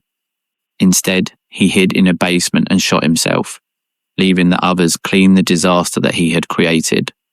From another perspective, the suicide was a calculated decision that deprived his enemies of their greatest trophy. Stalin specifically wanted Hitler alive to humiliate him publicly. The Western Allies also would have judged and executed him, but after a legal process that would have given voice to his crimes and to his justifications. By suiciding himself and ordering the destruction of his body, Hitler denied to everyone this satisfaction. He took his secrets to the grave and avoided being converted into a spectacle. Also, there are those who argue that the suicide was, in a certain sense, coherent with the Nazi ideology. Hitler always had preached that the death was preferable to the defeat, that surrendering was the greatest dishonor, that the true believers should fight until the final breath. By suiciding himself, he was practicing what he always had preached, although of perverse manner. He did not surrender. He did not negotiate. He did not beg for his life. He died in his own terms, according to his own distorted beliefs. What does seem clear is that the fear to Stalin played a central role in the decision. Hitler mentioned repeatedly his panic before the perspective of being captured by the Soviets. He described in detail the humiliations that he imagined he would suffer. He compared his situation with that of Mussolini and swore that he never would permit a similar destiny. The suicide was not simply a form of escaping the defeat, it was specifically a form of escaping Stalin. And what did Stalin think when he found out about the death of Hitler? The historical records suggest that his reaction was of frustration and incredulity. Stalin had been counting on capturing Hitler alive. He had imagined the judgment, the public humiliation, the demonstration of the Soviet power before the world. The news of the suicide deprived him of this satisfaction. Initially, Stalin refused to believe that Hitler really was dead. He ordered exhaustive investigations, interrogations of witnesses, forensic analyses of the remains.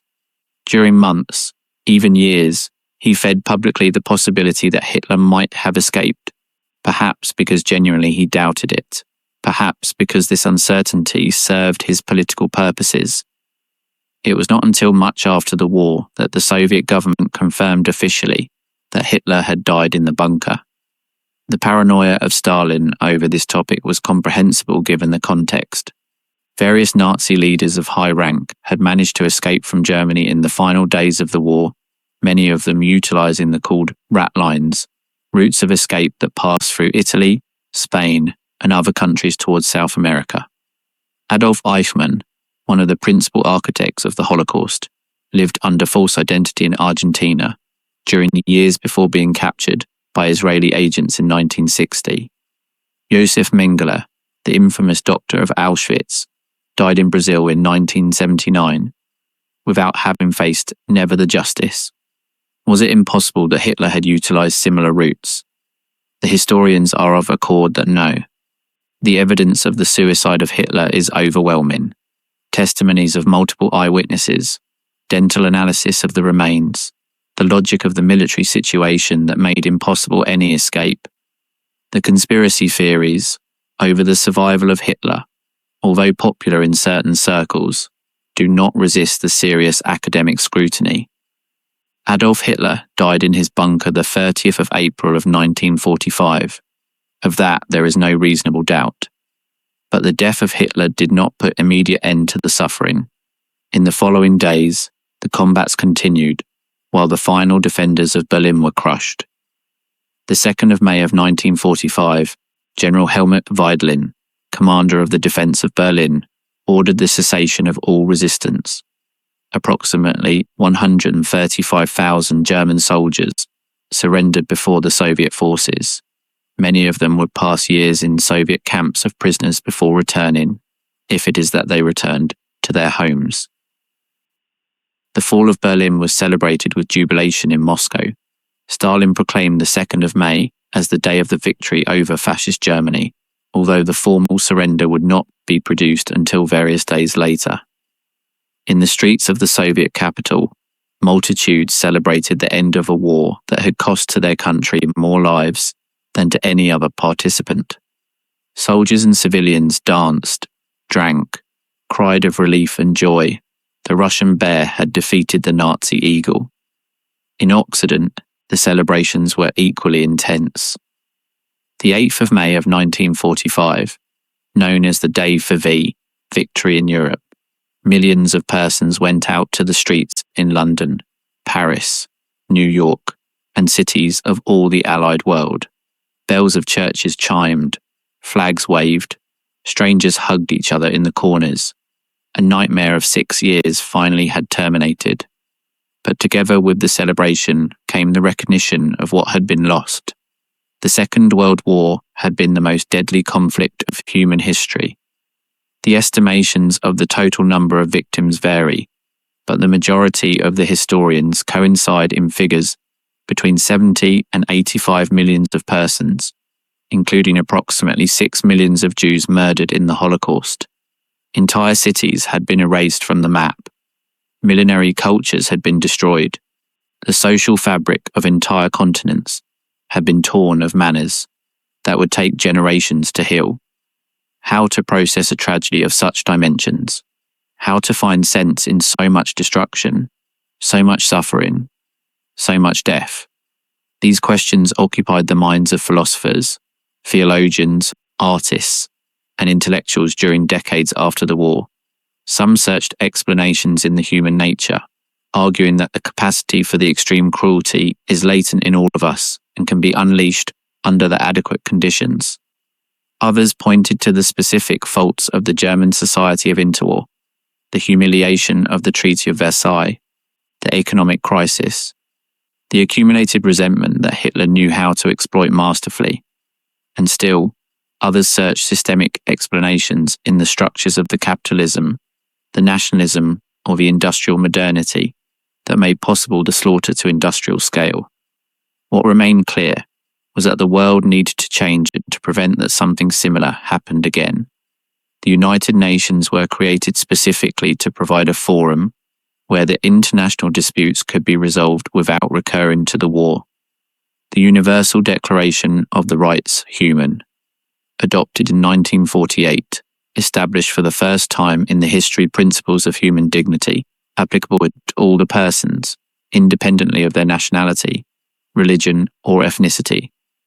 The trials of Nuremberg established the precedent that the leaders who committed crimes against the humanity could be judged and punished by the international community.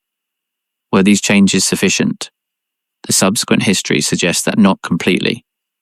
Genocides have occurred in Cambodia, Rwanda, Bosnia, and other places decades after the Holocaust. Wars of aggression have devastated entire regions. The human rights are violated daily in countries of all the world. The ghost of Hitler, although defeated, was not completely exorcised. But also it is certain that something changed after 1945. The idea that there exists a limit to what the states can do to their citizens, that the crimes against the humanity are unacceptable independently of the national justifications, that the international community has the responsibility to intervene when these crimes occur. These ideas, although imperfectly implemented, represent a genuine moral advance. The Holocaust converted into the paradigm of the absolute evil, the standard against which are measured all the subsequent atrocities. Let us return now to Germany to examine how the country processed its past after the war. How could a nation that had committed crimes so horrendous rebuild itself and eventually redeem itself to the eyes of the world? The process of Vergangenheitsbewältigung, a German term that signifies approximately overcoming the past, was long, painful, and is far from completing itself even today. In the first years of the post-war, many Germans preferred not to talk of the Nazi period. They were too busy surviving, rebuilding their destroyed cities, searching lost family members. In addition, confronting honestly what had happened implied confronting their own complicity, active or passive, in the crimes of the regime.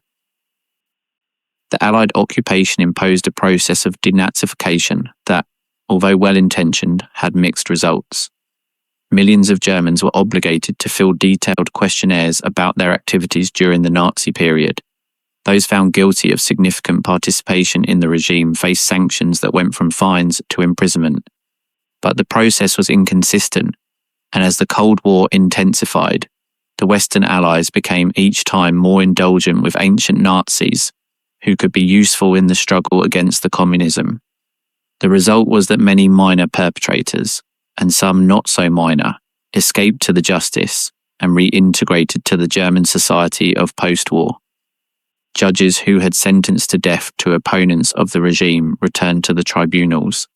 Doctors who had participated in experiments with prisoners retook their practices. Businessmen who had utilized slave labor rebuilt their fortunes. This continuity between the Nazi Germany and the Germany of post-war was a taboo subject during decades. It was only from the years 60 that a new generation of Germans, born after the war, began to demand a more honest confrontation with the past. The trials of Frankfurt from 1963 to 1965, where 22 members of the personnel of Auschwitz were judged for war crimes, marked a point of inflection. For the first time, the Germans saw themselves obligated to listen to detailed testimonies about what had happened in the concentration camps, not from Allied sources, but from their own compatriots. The student movement of 1968, although remembered principally for its demands of social and political change, also had an important dimension of generational confrontation with the Nazi past. The young Germans demanded to know what had done their parents and grandparents during the period of the Reich. The evasive answers and the justifications already were not acceptable. This generational pressure eventually forced an opening of the public debate that continues until today. Today, Germany is considered a model of how a nation can confront honestly a shameful past. The commemorative monuments of the Holocaust are present in cities of all the country. The education about the Nazi period is obligatory and exhaustive in the schools.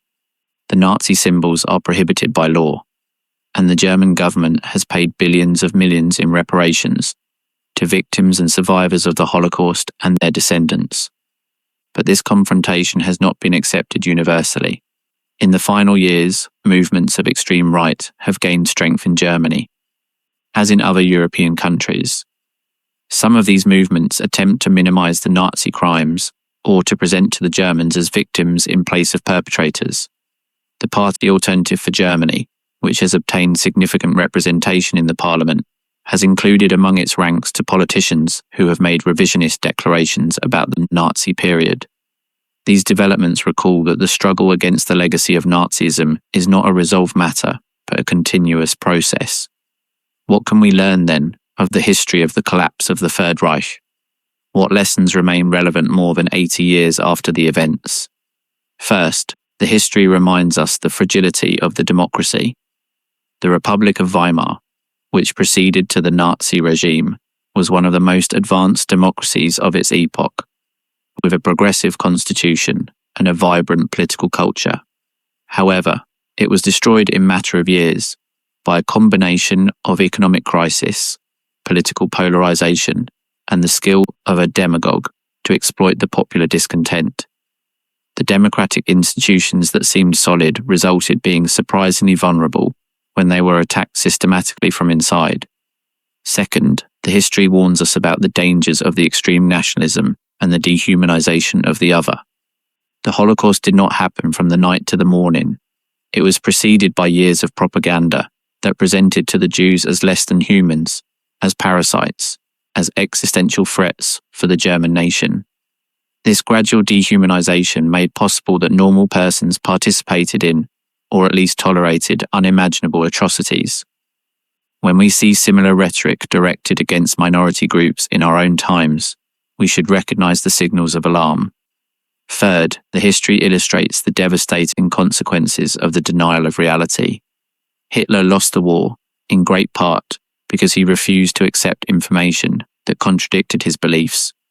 He discarded competent generals, ignored crucial intelligence, took decisions based on fantasies in place of facts. This same tendency can be observed in leaders and movements of our own times, with results that, although perhaps less catastrophic, continue being profoundly damaging. Fourth, the history demonstrates that even the most powerful regimes can collapse with surprising rapidity. In 1942, the Third Reich seemed invincible. 3 years later, it did not exist. This reminder of the impermanence of the power can serve as much as warning for the tyrants, as source of hope for the oppressed. Finally, the history shows us that the actions have consequences, even for those who seem to be above all responsibility. Hitler believed, during years, that he could do whatever he wanted without facing punishment. He invaded countries, ordered massacres, defied the entire world. But in the end, his actions caught up with him. He ended cornered in a basement, abandoned by many of his followers, terrified by the enemy that he himself had created, obligated to take his life to avoid a humiliation that he considered worse than death. The fear of Hitler towards Stalin was, in a certain sense, the most appropriate punishment imaginable. During years, Hitler had sown fear in others, in his political opponents, in the countries that he invaded, in the victims of the Holocaust. He had enjoyed the power that confers to inspire panic in the others. In the end, he experienced that same panic in proper flesh. The dictator who had terrorized entire continents ended his days consumed by the same sentiment that he had inflicted to millions. Is this a satisfactory conclusion? Probably not. No punishment could be proportional to the crimes of Hitler. Millions of victims never saw justice. Entire families were erased from the existence without anyone being punished for it. The suicide of Hitler was, in ultimate instance, a form of escaping the consequences, not of facing them. But perhaps there is something of value in recognizing that even the monsters can feel fear. Hitler was not a supernatural force, an invulnerable demon. He was a person of flesh and bone, with the same weaknesses that any other person. His panic before Stalin reveals this fundamental humanity, however distorted that it was. And this revelation is important because it reminds us that the future tyrants also will be human, also will have weaknesses, also can be defeated. The Third Reich collapsed under the weight of its own contradictions, its own excesses, its own crimes. It promised an empire of 1,000 years and lasted barely 12. It promised glory and delivered devastation. It promised that its leaders were supermen and ended with its supreme leader, trembling of fear in a basement, incapable of facing the consequences of his acts. This is the history of the fear of Hitler to be captured by Stalin, the history of how collapsed the Third Reich.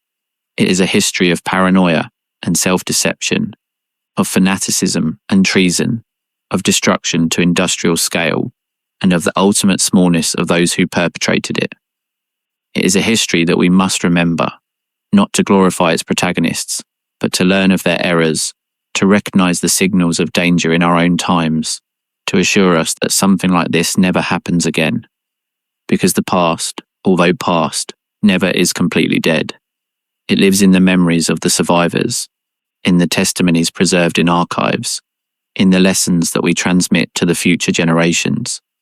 And while we remember, while we learn, while we remain vigilant, the sacrifice of millions will not have been completely in vain.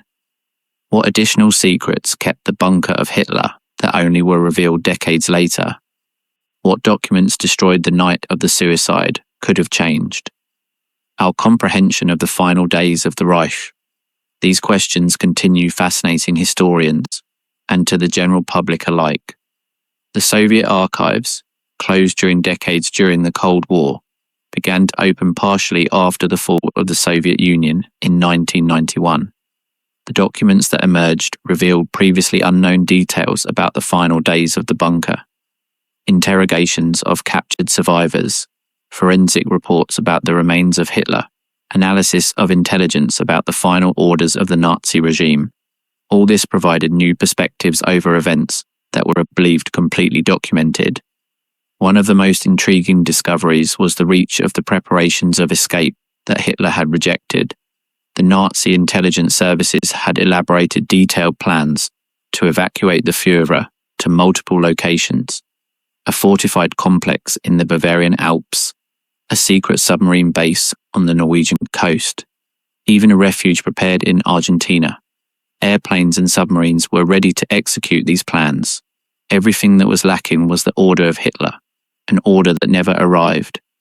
Why did Hitler reject all these options of escape? The documents suggest various reasons. First, there was his conviction that abandoning Berlin would be interpreted as cowardice and would destroy his legacy. Hitler saw himself as the protagonist of a Wagnerian epic, and the Wagnerian epics terminate with the glorious death of the protagonist, not with his shameful flight. Second, there existed genuine doubts about if any plan of escape could function given the total aerial domain of the Allies and the Soviet encirclement of the capital. Third, and perhaps more important, was the fear to be captured during the attempt of flight, a destiny that Hitler considered worse than the death in the bunker. The interrogations of the pilots of the Luftwaffe assigned to the plans of evacuation reveal their frustration. Hans Baur, the personal pilot of Hitler, testified that he had begged repeatedly to Hitler that he accept being evacuated. He had airplanes Junkers U-390 ready in camouflaged aerodromes outside of Berlin. He was disposed to fly across hostile territory, risking his own life, to carry Hitler to a safe place. But Hitler refused consistently, citing his determination of dying in the capital of the Reich.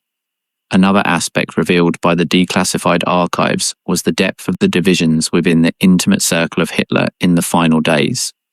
While some, like Goebbels and Bormann, remained fiercely loyal, others conspired actively to negotiate their own survival. Himmler, as we mentioned, attempted to contact the Western Allies through Swedish intermediaries. Göring, from his refuge in the south of Germany, maneuvered to succeed Hitler, a movement that cost him his position and almost his life.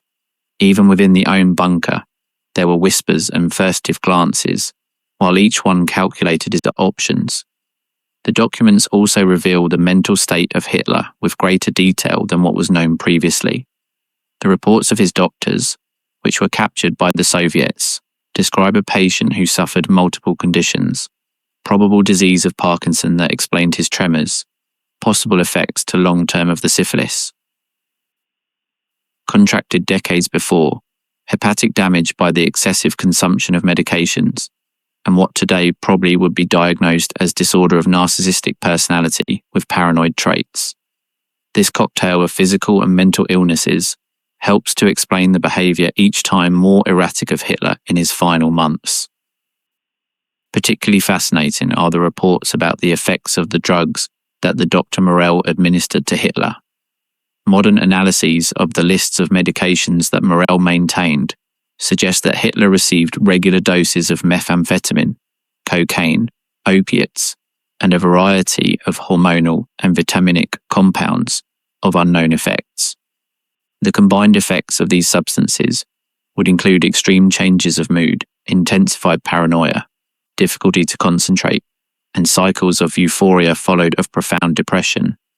Exactly the symptoms that the witnesses described in Hitler during his final months. Up to what point the catastrophic decisions of Hitler in the final years of the war were influenced by this chemical cocktail. It is impossible to know it with certainty. Hitler took bad decisions much before converting himself into an addict to the injections of Morell. But it is possible that the drugs exacerbated his worst tendencies, eliminating any residual capacity for the self-criticism or the rational consideration of alternatives. The Soviet archives also cast light over the intents of Stalin of capturing Hitler alive. The Soviet dictator had established special teams of the NKVD with the specific mission of locating and apprehending Hitler. These teams received special training in techniques of non-lethal capture and were equipped with sedatives and medical equipment to maintain alive a prisoner of high value. The instructions were clear: Hitler must be taken alive at any cost. When the Soviets finally arrived to the bunker the 2nd of May, their first priority was to find Hitler. The soldiers who entered first did not know that he already was dead. They searched methodically each room, each corridor, each corner of the subterranean complex. They found corpses of German soldiers, burned documents half destroyed, and the remains of the daily life of the regime: tableware with swastikas, abandoned uniforms, photographs of Hitler on the walls.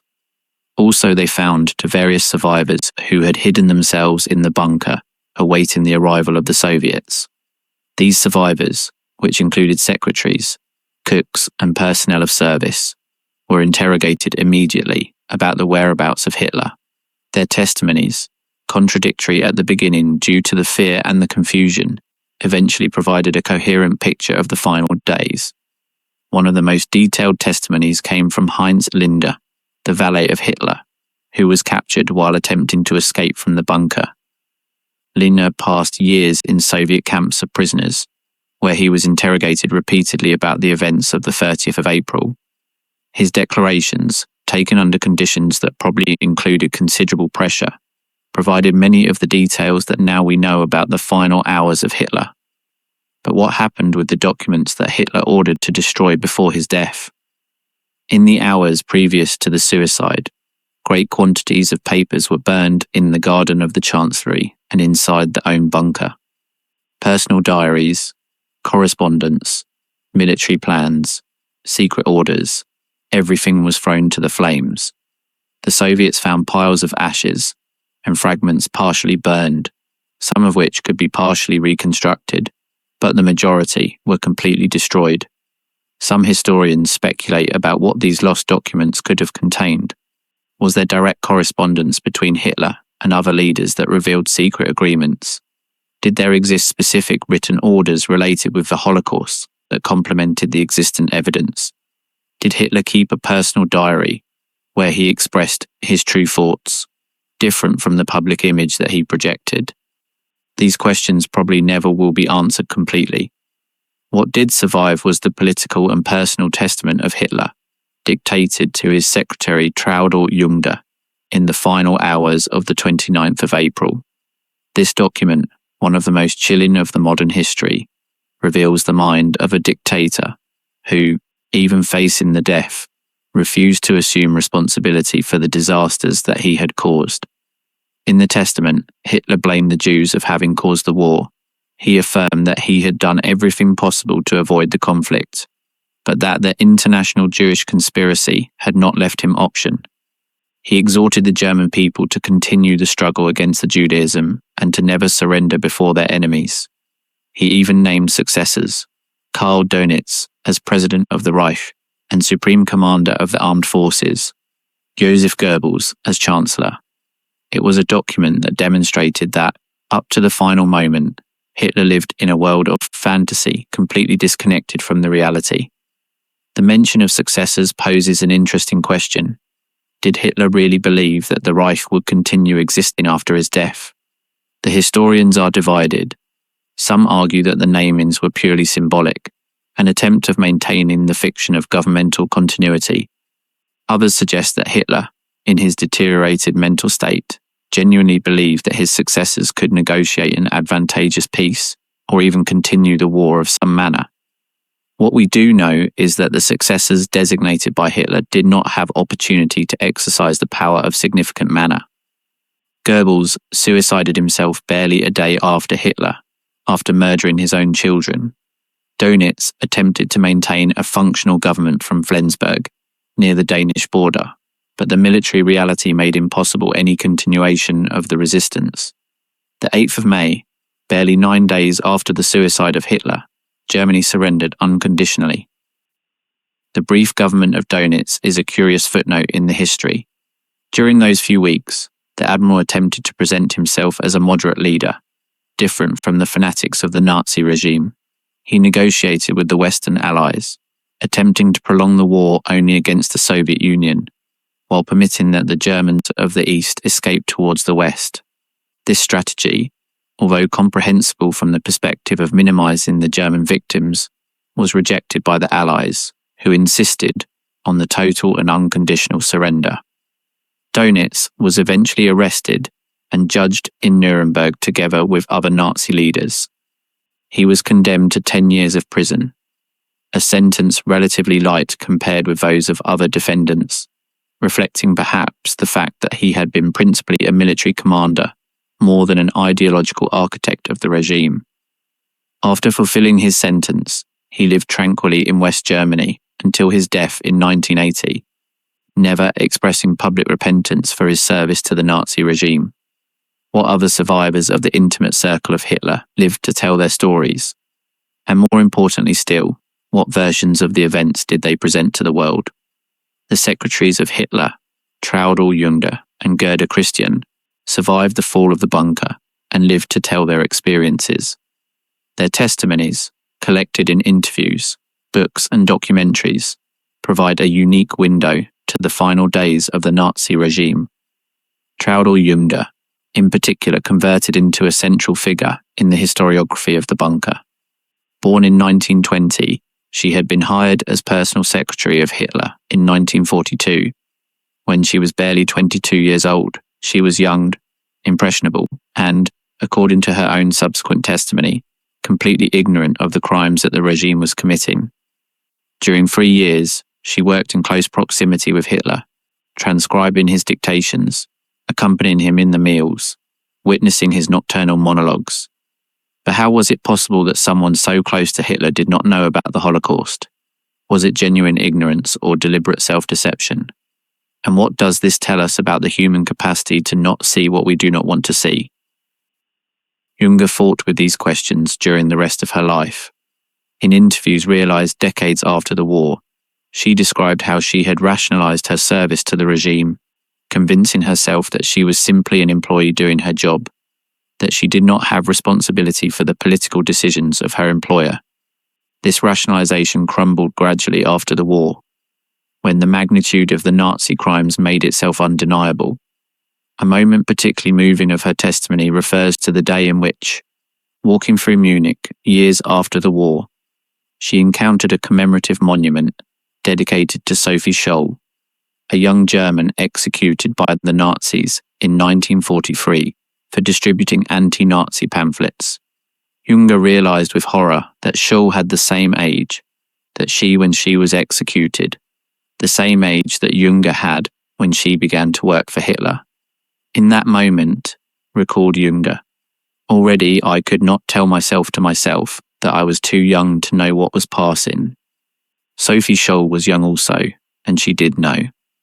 This late recognition of the complicity, this painful confrontation with their own moral blindness, characterized the experiences of many common Germans in the years subsequent to the war. Not everyone had been convinced Nazis. Not everyone had participated directly in atrocities. But many had looked towards another side, had accepted the lies of the propaganda, had enjoyed the benefits of the regime without asking themselves from where they came. The process of recognizing this complicity was slow and painful, and for some never completed itself. Gerda Christian, the other secretary who survived the bunker, had a different experience. After escaping from Berlin in the final days, she was captured briefly by the Soviets, but managed to escape and eventually established herself in West Germany. Unlike Junge, Christian rarely spoke publicly about her experiences and maintained a low profile during the rest of her life. She died in 2001, taking with herself many memories that she never shared. The cook of Hitler, Constanze Manziali, had a more tragic destiny. She attempted to escape from the bunker together with other survivors the 1st of May, but she disappeared during the attempt. It is presumed that she was captured by Soviet soldiers and that she died in unknown circumstances, possibly victim of violence. Her body never was identified definitively. These divergent destinies of the women of the bunker illustrate the lottery of the survival in those chaotic days. Who lived and who died depended frequently on decisions taken in fractions of a second, on the luck of finding a free path between the Soviet lines, on the fortune of not being in the wrong place at the wrong moment. But what happened with the Nazi hierarchs, who were not in the bunker when Hitler suicided? How did their histories terminate? Heinrich Himmler, the architect of the Holocaust and head of the SS, represented one of the most pathetic cases of self-deception in the final days of the Reich. Himmler genuinely believed that he could negotiate with the Western Allies, that they would receive him as a valuable partner in the struggle against the Soviet communism. He even fantasized with converting himself in the leader of a Germany of post-war, allied with Occident against the Soviet Union. This fantasy was so absurd that it results almost incomprehensible. Himmler was responsible direct for the death of millions of persons. The camps of concentration and extermination operated under his authority. The Einsatzgruppen, the death squads that had massacred hundreds of thousands of Jews in Eastern Europe, responded before him. How could he imagine that the Allies would accept him as partner? The answer probably roots in the same capacity of self-deception that characterized all the Nazi regime. Himmler had convinced himself to himself that his actions had been necessary, even noble. In an infamous speech pronounced before officers of the SS in Posen in 1943, he had described the extermination of the Jews as a difficult but necessary task, a glorious page of the German history that never would be written, but that its participants should remember with pride. This complete moral perversion blinded him to the way in which the rest of the world saw him. When Himmler was finally captured by the British the 23rd of May of 1945, he was disguised as a simple German soldier, with a patch over an eye and false documents. But his intent of passing unnoticed failed. During a routine medical examination, he bit a capsule of cyanide that he had hidden in his mouth and died before the doctors could save him. Until the end, he chose the death before facing the consequences of his acts. Hermann Göring had a destiny different but equally revealing.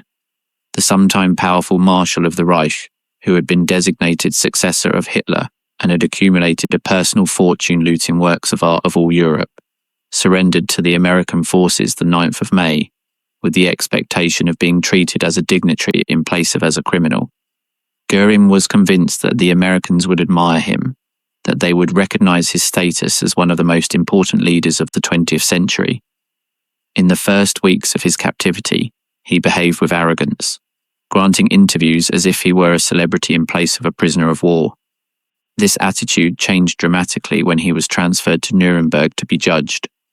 During the trials of Nuremberg, Göring demonstrated being a formidable defendant. Despite his addiction to the morphine, which had been treated during his captivity, he maintained his mental sharpness and defied repeatedly the prosecutors. He attempted to present himself as a German patriot who had served his country, not as a war criminal. In some moments, even he managed to put in straits the prosecutors with his ingenious responses. But the evidence against him was overwhelming. Documents, testimonies, photographs, everything pointed to his direct responsibility in crimes that included the persecution of the Jews, the looting of properties, and the exploitation of slave workers.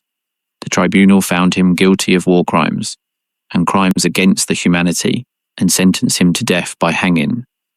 Göring solicited being executed by firing squad, arguing that he was a soldier and deserved a military death. This petition was denied. The night before his scheduled execution, Göring suicided himself, ingesting a capsule of cyanide that he had managed to hide during months of captivity. How did he obtain the poison? This mystery never has been completely resolved. The theories go from the complicity of a sympathetic guard until the possibility that Göring had hidden the capsule in his body during all his captivity. What do these suicides tell us about the mentality of the Nazi leaders? Was it cowardice, as some argue, or was it a final form of control, of refusing to give to their enemies the satisfaction of executing them? The psychologists who have studied these cases suggest that the suicides reflected a fundamental inability for accepting responsibility. For persons like Hitler, Himmler, and Göring, the alternative to the death was not simply the physical punishment, but something much more devastating: the confrontation with the truth of what they had done. Looking themselves in the moral mirror that would represent a public trial, listening to the victims testify, seeing the evidence of their crimes presented systematically. This was more than what their psyches could bear. The death was preferable to the truth. This inability to confront the reality was not limited to the principal leaders. Thousands of Nazis of minor rank chose the suicide in the final days of the Reich. Entire families took their lives, sometimes the parents, killing first their children before suiciding themselves.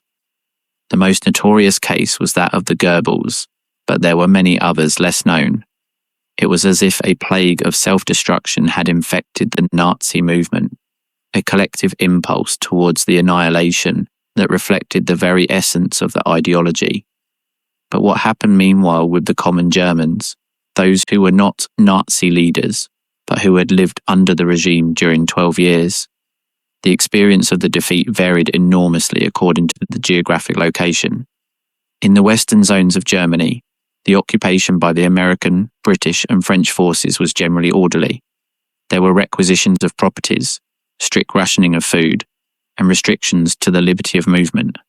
But the violence against civilians was relatively limited. The Western soldiers, although not always benevolent, generally treated the German population with a mixture of severity and pragmatism. In the East, as we have mentioned, the situation was radically different. The Red Army arrived with thirst of vengeance after years of Nazi atrocities in Soviet territory. The violations, lootings, and murders were generalized, particularly in the first weeks of the occupation. The Soviet authorities eventually imposed a stricter discipline, but the trauma caused during that initial period left profound scars in the population of East Germany.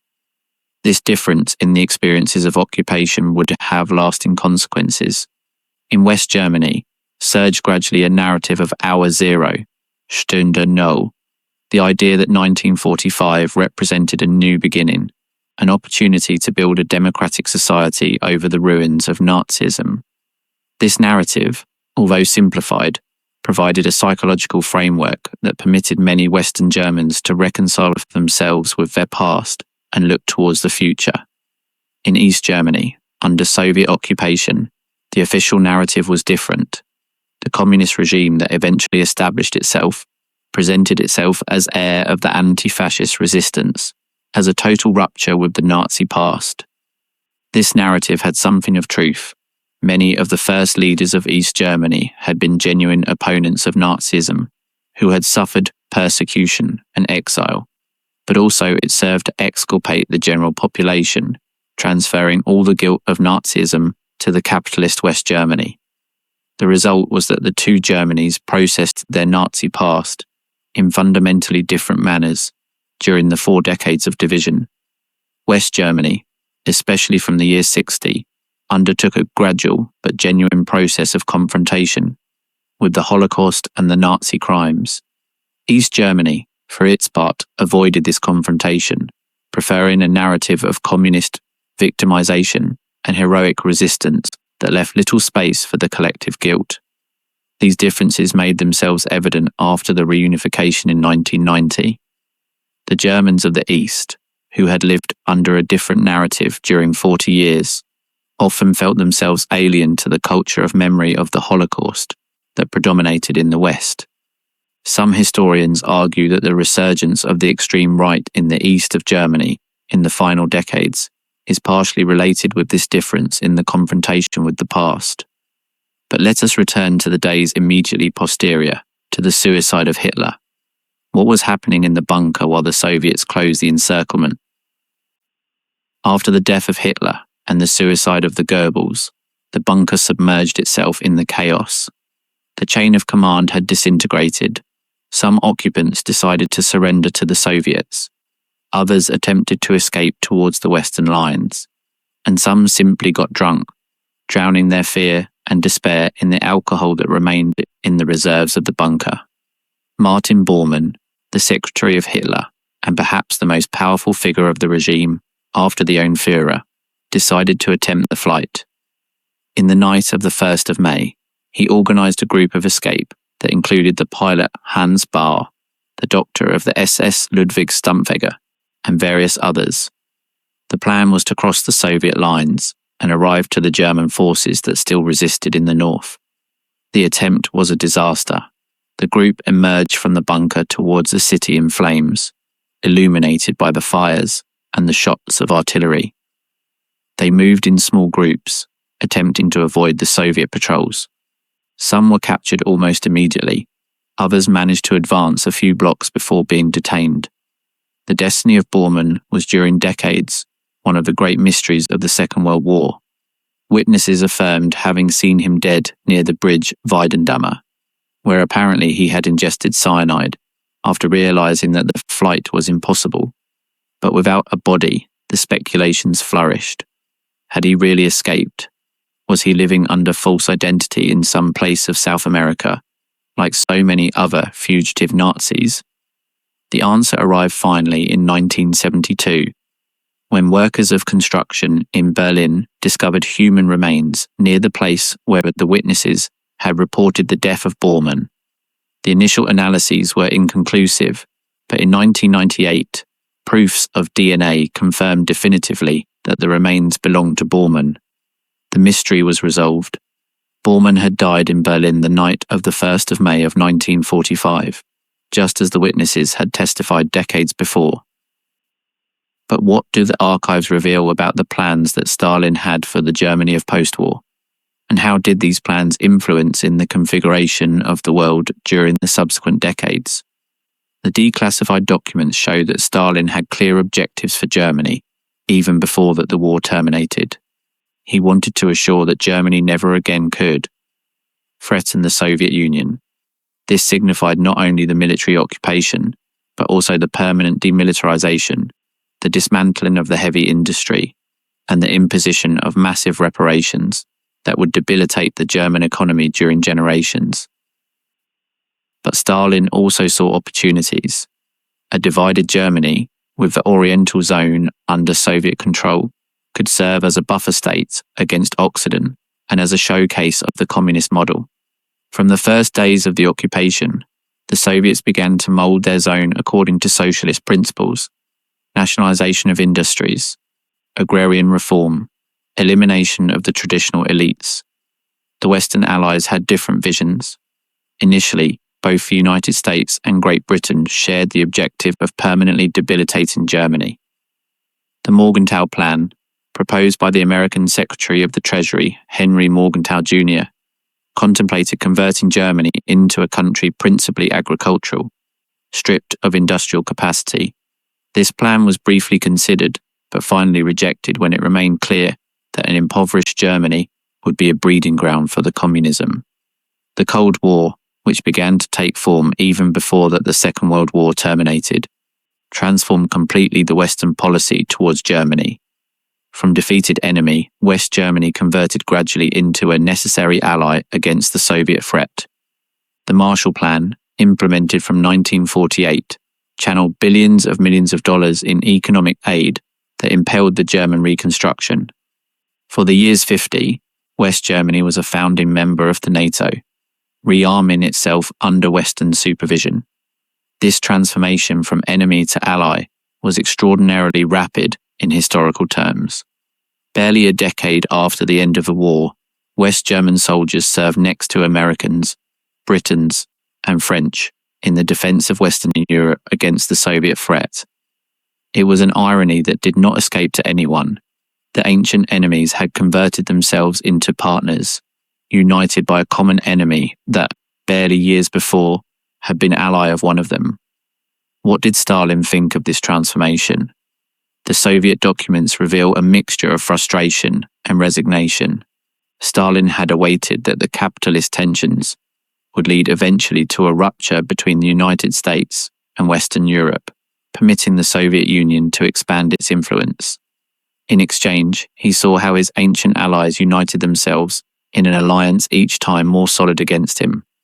The blockade of Berlin in 1948 was the first great confrontation of the Cold War and demonstrated as much the Soviet determination as its limits.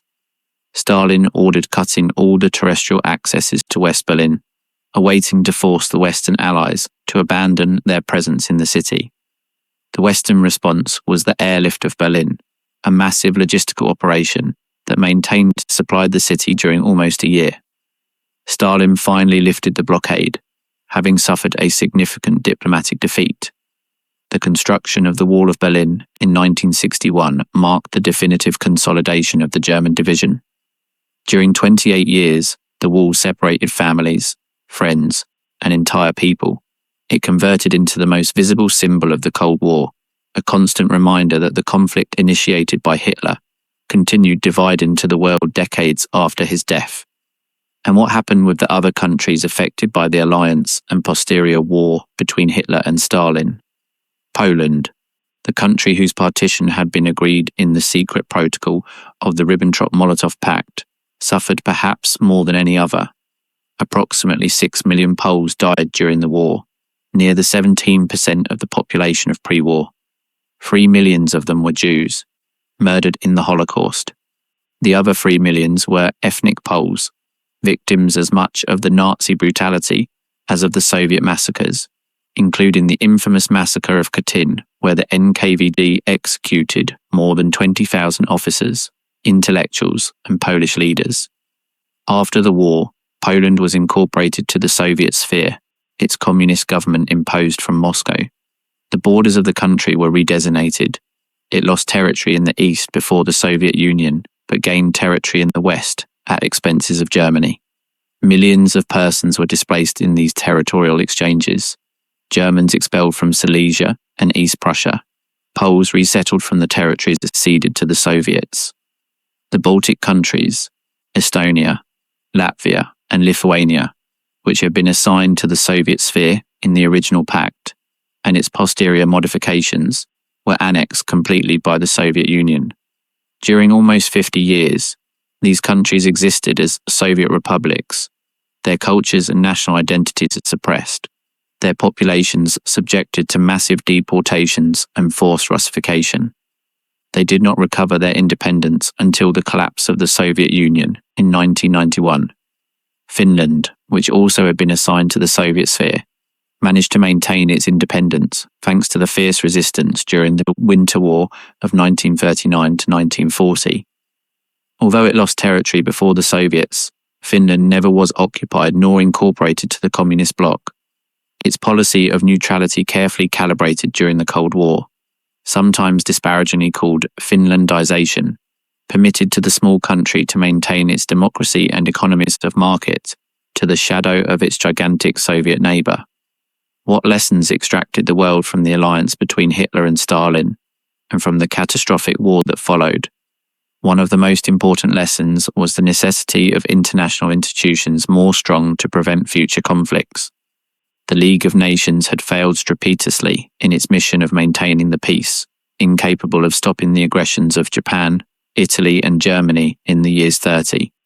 The United Nations, founded in 1945, were designed specifically to avoid the weaknesses of its predecessor. The Council of Security of the UN, with its 5 permanent members endowed with power of veto, reflected the realities of the global power of post-war. The United States, the Soviet Union, Great Britain, France and China, initially the Republic of China, later replaced by the People's Republic, were designated as the guardians of the international order. This system, although frequently criticized for its immobility due to the veto, has managed to prevent a Third World War during more than 8 decades. Another lesson was the importance of the economic integration as mechanism to prevent conflicts. The European Community of Coal and Steel, established in 1951, united the heavy industries of France, West Germany, Italy, and the countries of Benelux under a common authority. The idea was simple but revolutionary. If the nations shared the control of the resources necessary to make the war between them would become impossible. This community evolved gradually until converting itself into the European Union, a supranational entity that today includes 27 countries and more than 400 million of persons. Whatever be its defects, the EU has achieved something that would have seemed impossible in 1945, converting Western Europe, the scenario of 2 devastating world wars, into a zone of peace where the armed conflict between member states is practically inconceivable. The memory of the Holocaust also transformed the moral conscience of the world. The Convention for the Prevention and the Punishment of the Crime of Genocide, adopted by the United Nations in 1948, defined for the first time the genocide as an international crime and committed the signatory states to prevent it and punish it. Although this convention has been frequently ignored in the practice, it established a moral standard against which are judged the posterior atrocities. The establishment of the State of Israel in 1948 was another direct consequence of the Holocaust. The Zionist movement had existed since finals of the 19th century, but it was the revelation of the magnitude of the genocide what finally convinced the international community of supporting the creation of a Jewish state. For the survivors of the Holocaust, Israel represented not only a home, but also a guarantee that never again would they be defenseless before the persecution. But has the humanity really learned the lessons of that dark epoch? Or are we condemned to repeat the errors of the past? The posterior genocides in Cambodia, Rwanda, Bosnia, Darfur suggest that the lesson has not been completely learned. In each one of these cases, the signals of warning were ignored. The international community acted too slowly, and hundreds of thousands or millions of persons died. The never again, proclaimed after the Holocaust, has resulted being more a desire than a reality. The resurgence of extreme nationalist movements in Europe and other parts of the world also generates preoccupation. Parties that utilize rhetoric reminiscent of the fascism of interwar have gained terrain in various countries. The anti-Semitism, which many believed eradicated after the Holocaust, has resurged as much in the extreme right as, according to some analyses, in certain sectors of the left. The democracies that seemed solid have shown signals of vulnerability before authoritarian leaders. However, also there are reasons for the optimism. The global conscience over the dangers of the extremism is today much greater than in the years 30.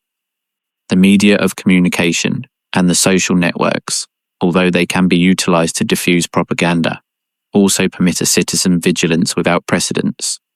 The international institutions, although imperfect, provide mechanisms for the pacific resolution of conflicts that did not exist a century ago. Let us return now to the central question of our history. What significance does the fear of Hitler to Stalin have for our comprehension of that epoch and of the human nature in general? The fear of Hitler reveals, in first place, the fundamental humanity even of the greatest monsters. Hitler was not a supernatural demon, immune to the normal emotions. He was a person of flesh and bone who could feel panic, who could be terrified by the perspective of his own destruction. This humanity does not exculpate him of anything. On the contrary, it makes his crimes even more condemnable, because it demonstrates that they were committed by a person capable of understanding the suffering, not by a blind force of the nature. The fear of Hitler also illustrates the fundamental irony of the tyranny. The tyrants govern through the fear, but they themselves live in a state of constant fear.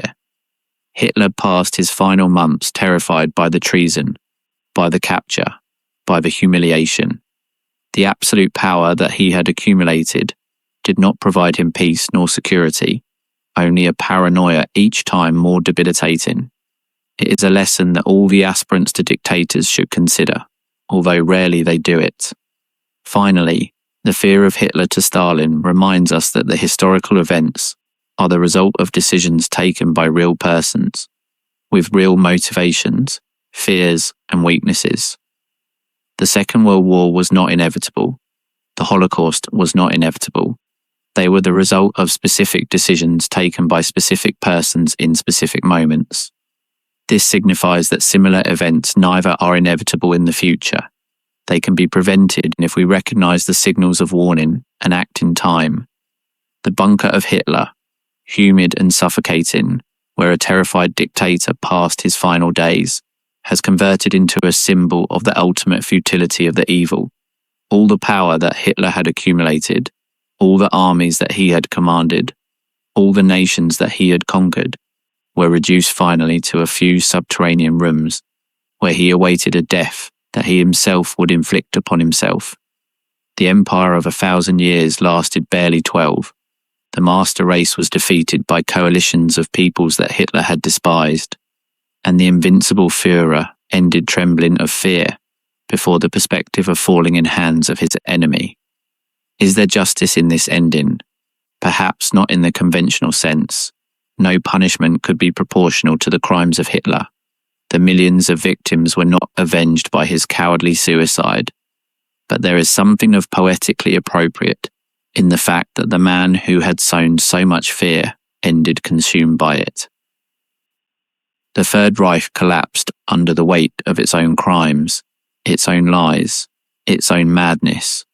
It was not destroyed simply by the superior military force of its enemies, although that force was certainly decisive. It was destroyed also from inside, by the contradictions inherent to a system based on the hatred, the violence, and the self-deception. No building can sustain itself over foundations of sand, and no empire can endure when it is constructed over false premises. What additional secrets remain buried beneath the ruins of Berlin? What documents destroyed in the final days of the Reich could have changed our comprehension of their history? And what new revelations will emerge as more archives are declassified? These questions continue fascinating historians and the general public. Each year, new documents come out to the light. New testimonies are discovered. New perspectives are developed. The history of the Third Reich, although amply studied, continues revealing surprises. In 2017, for example, researchers discovered documents that revealed previously unknown details about the final days of the bunker. In 2019, new analyses of osseous fragments conserved in Russian archives provided additional information, about the circumstances of the death of Hitler, and the archives of the ancient East Germany, which were opened gradually after the reunification, have provided new perspectives about how the communist regime managed the legacy of Nazism. The investigation continues, impelled not only by the academic curiosity, but also by the conviction that comprehending the past is essential to prevent its repetition. Each document discovered, each testimony collected, each analysis realized, contributes to a more complete picture of that dark epoch. But beyond the academic investigation, the history of the collapse of the Third Reich has a personal significance for millions of persons in all the world. The descendants of the victims of the Holocaust search to comprehend the destiny of their ancestors. The descendants of the perpetrators fight with the legacy of their families. And all those who value the liberty and the human dignity find in this history as much a warning as an inspiration. A warning about what can happen when the hatred and the fanaticism seize a society, and an inspiration in the fact that, in the end, the evil was defeated, not without a terrible cost, not without unimaginable suffering, but defeated finally. This is the history of the fear of Hitler to be captured by Stalin, the history of how the Third Reich collapsed. It is a history of paranoia and destruction, of fanaticism and defeat, of the ultimate fragility of the tyrannical power.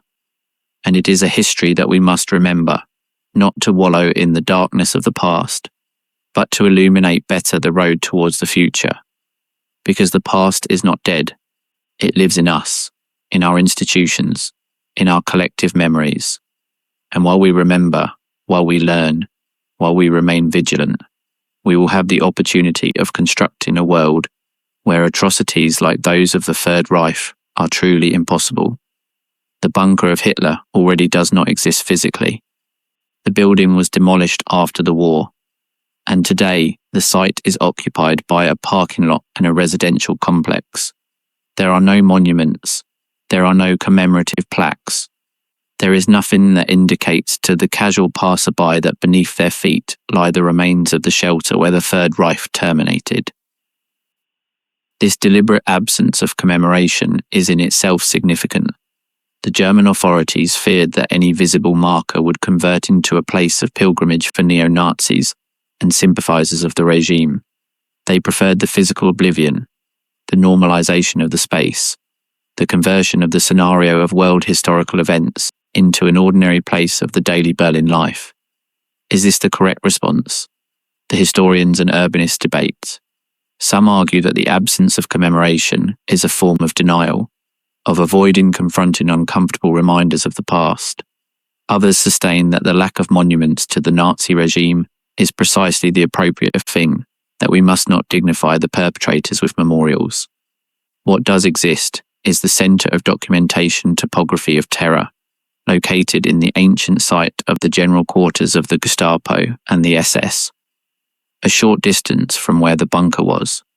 This museum documents meticulously the crimes of the Nazi regime, providing to the visitors a direct confrontation with the historical evidence.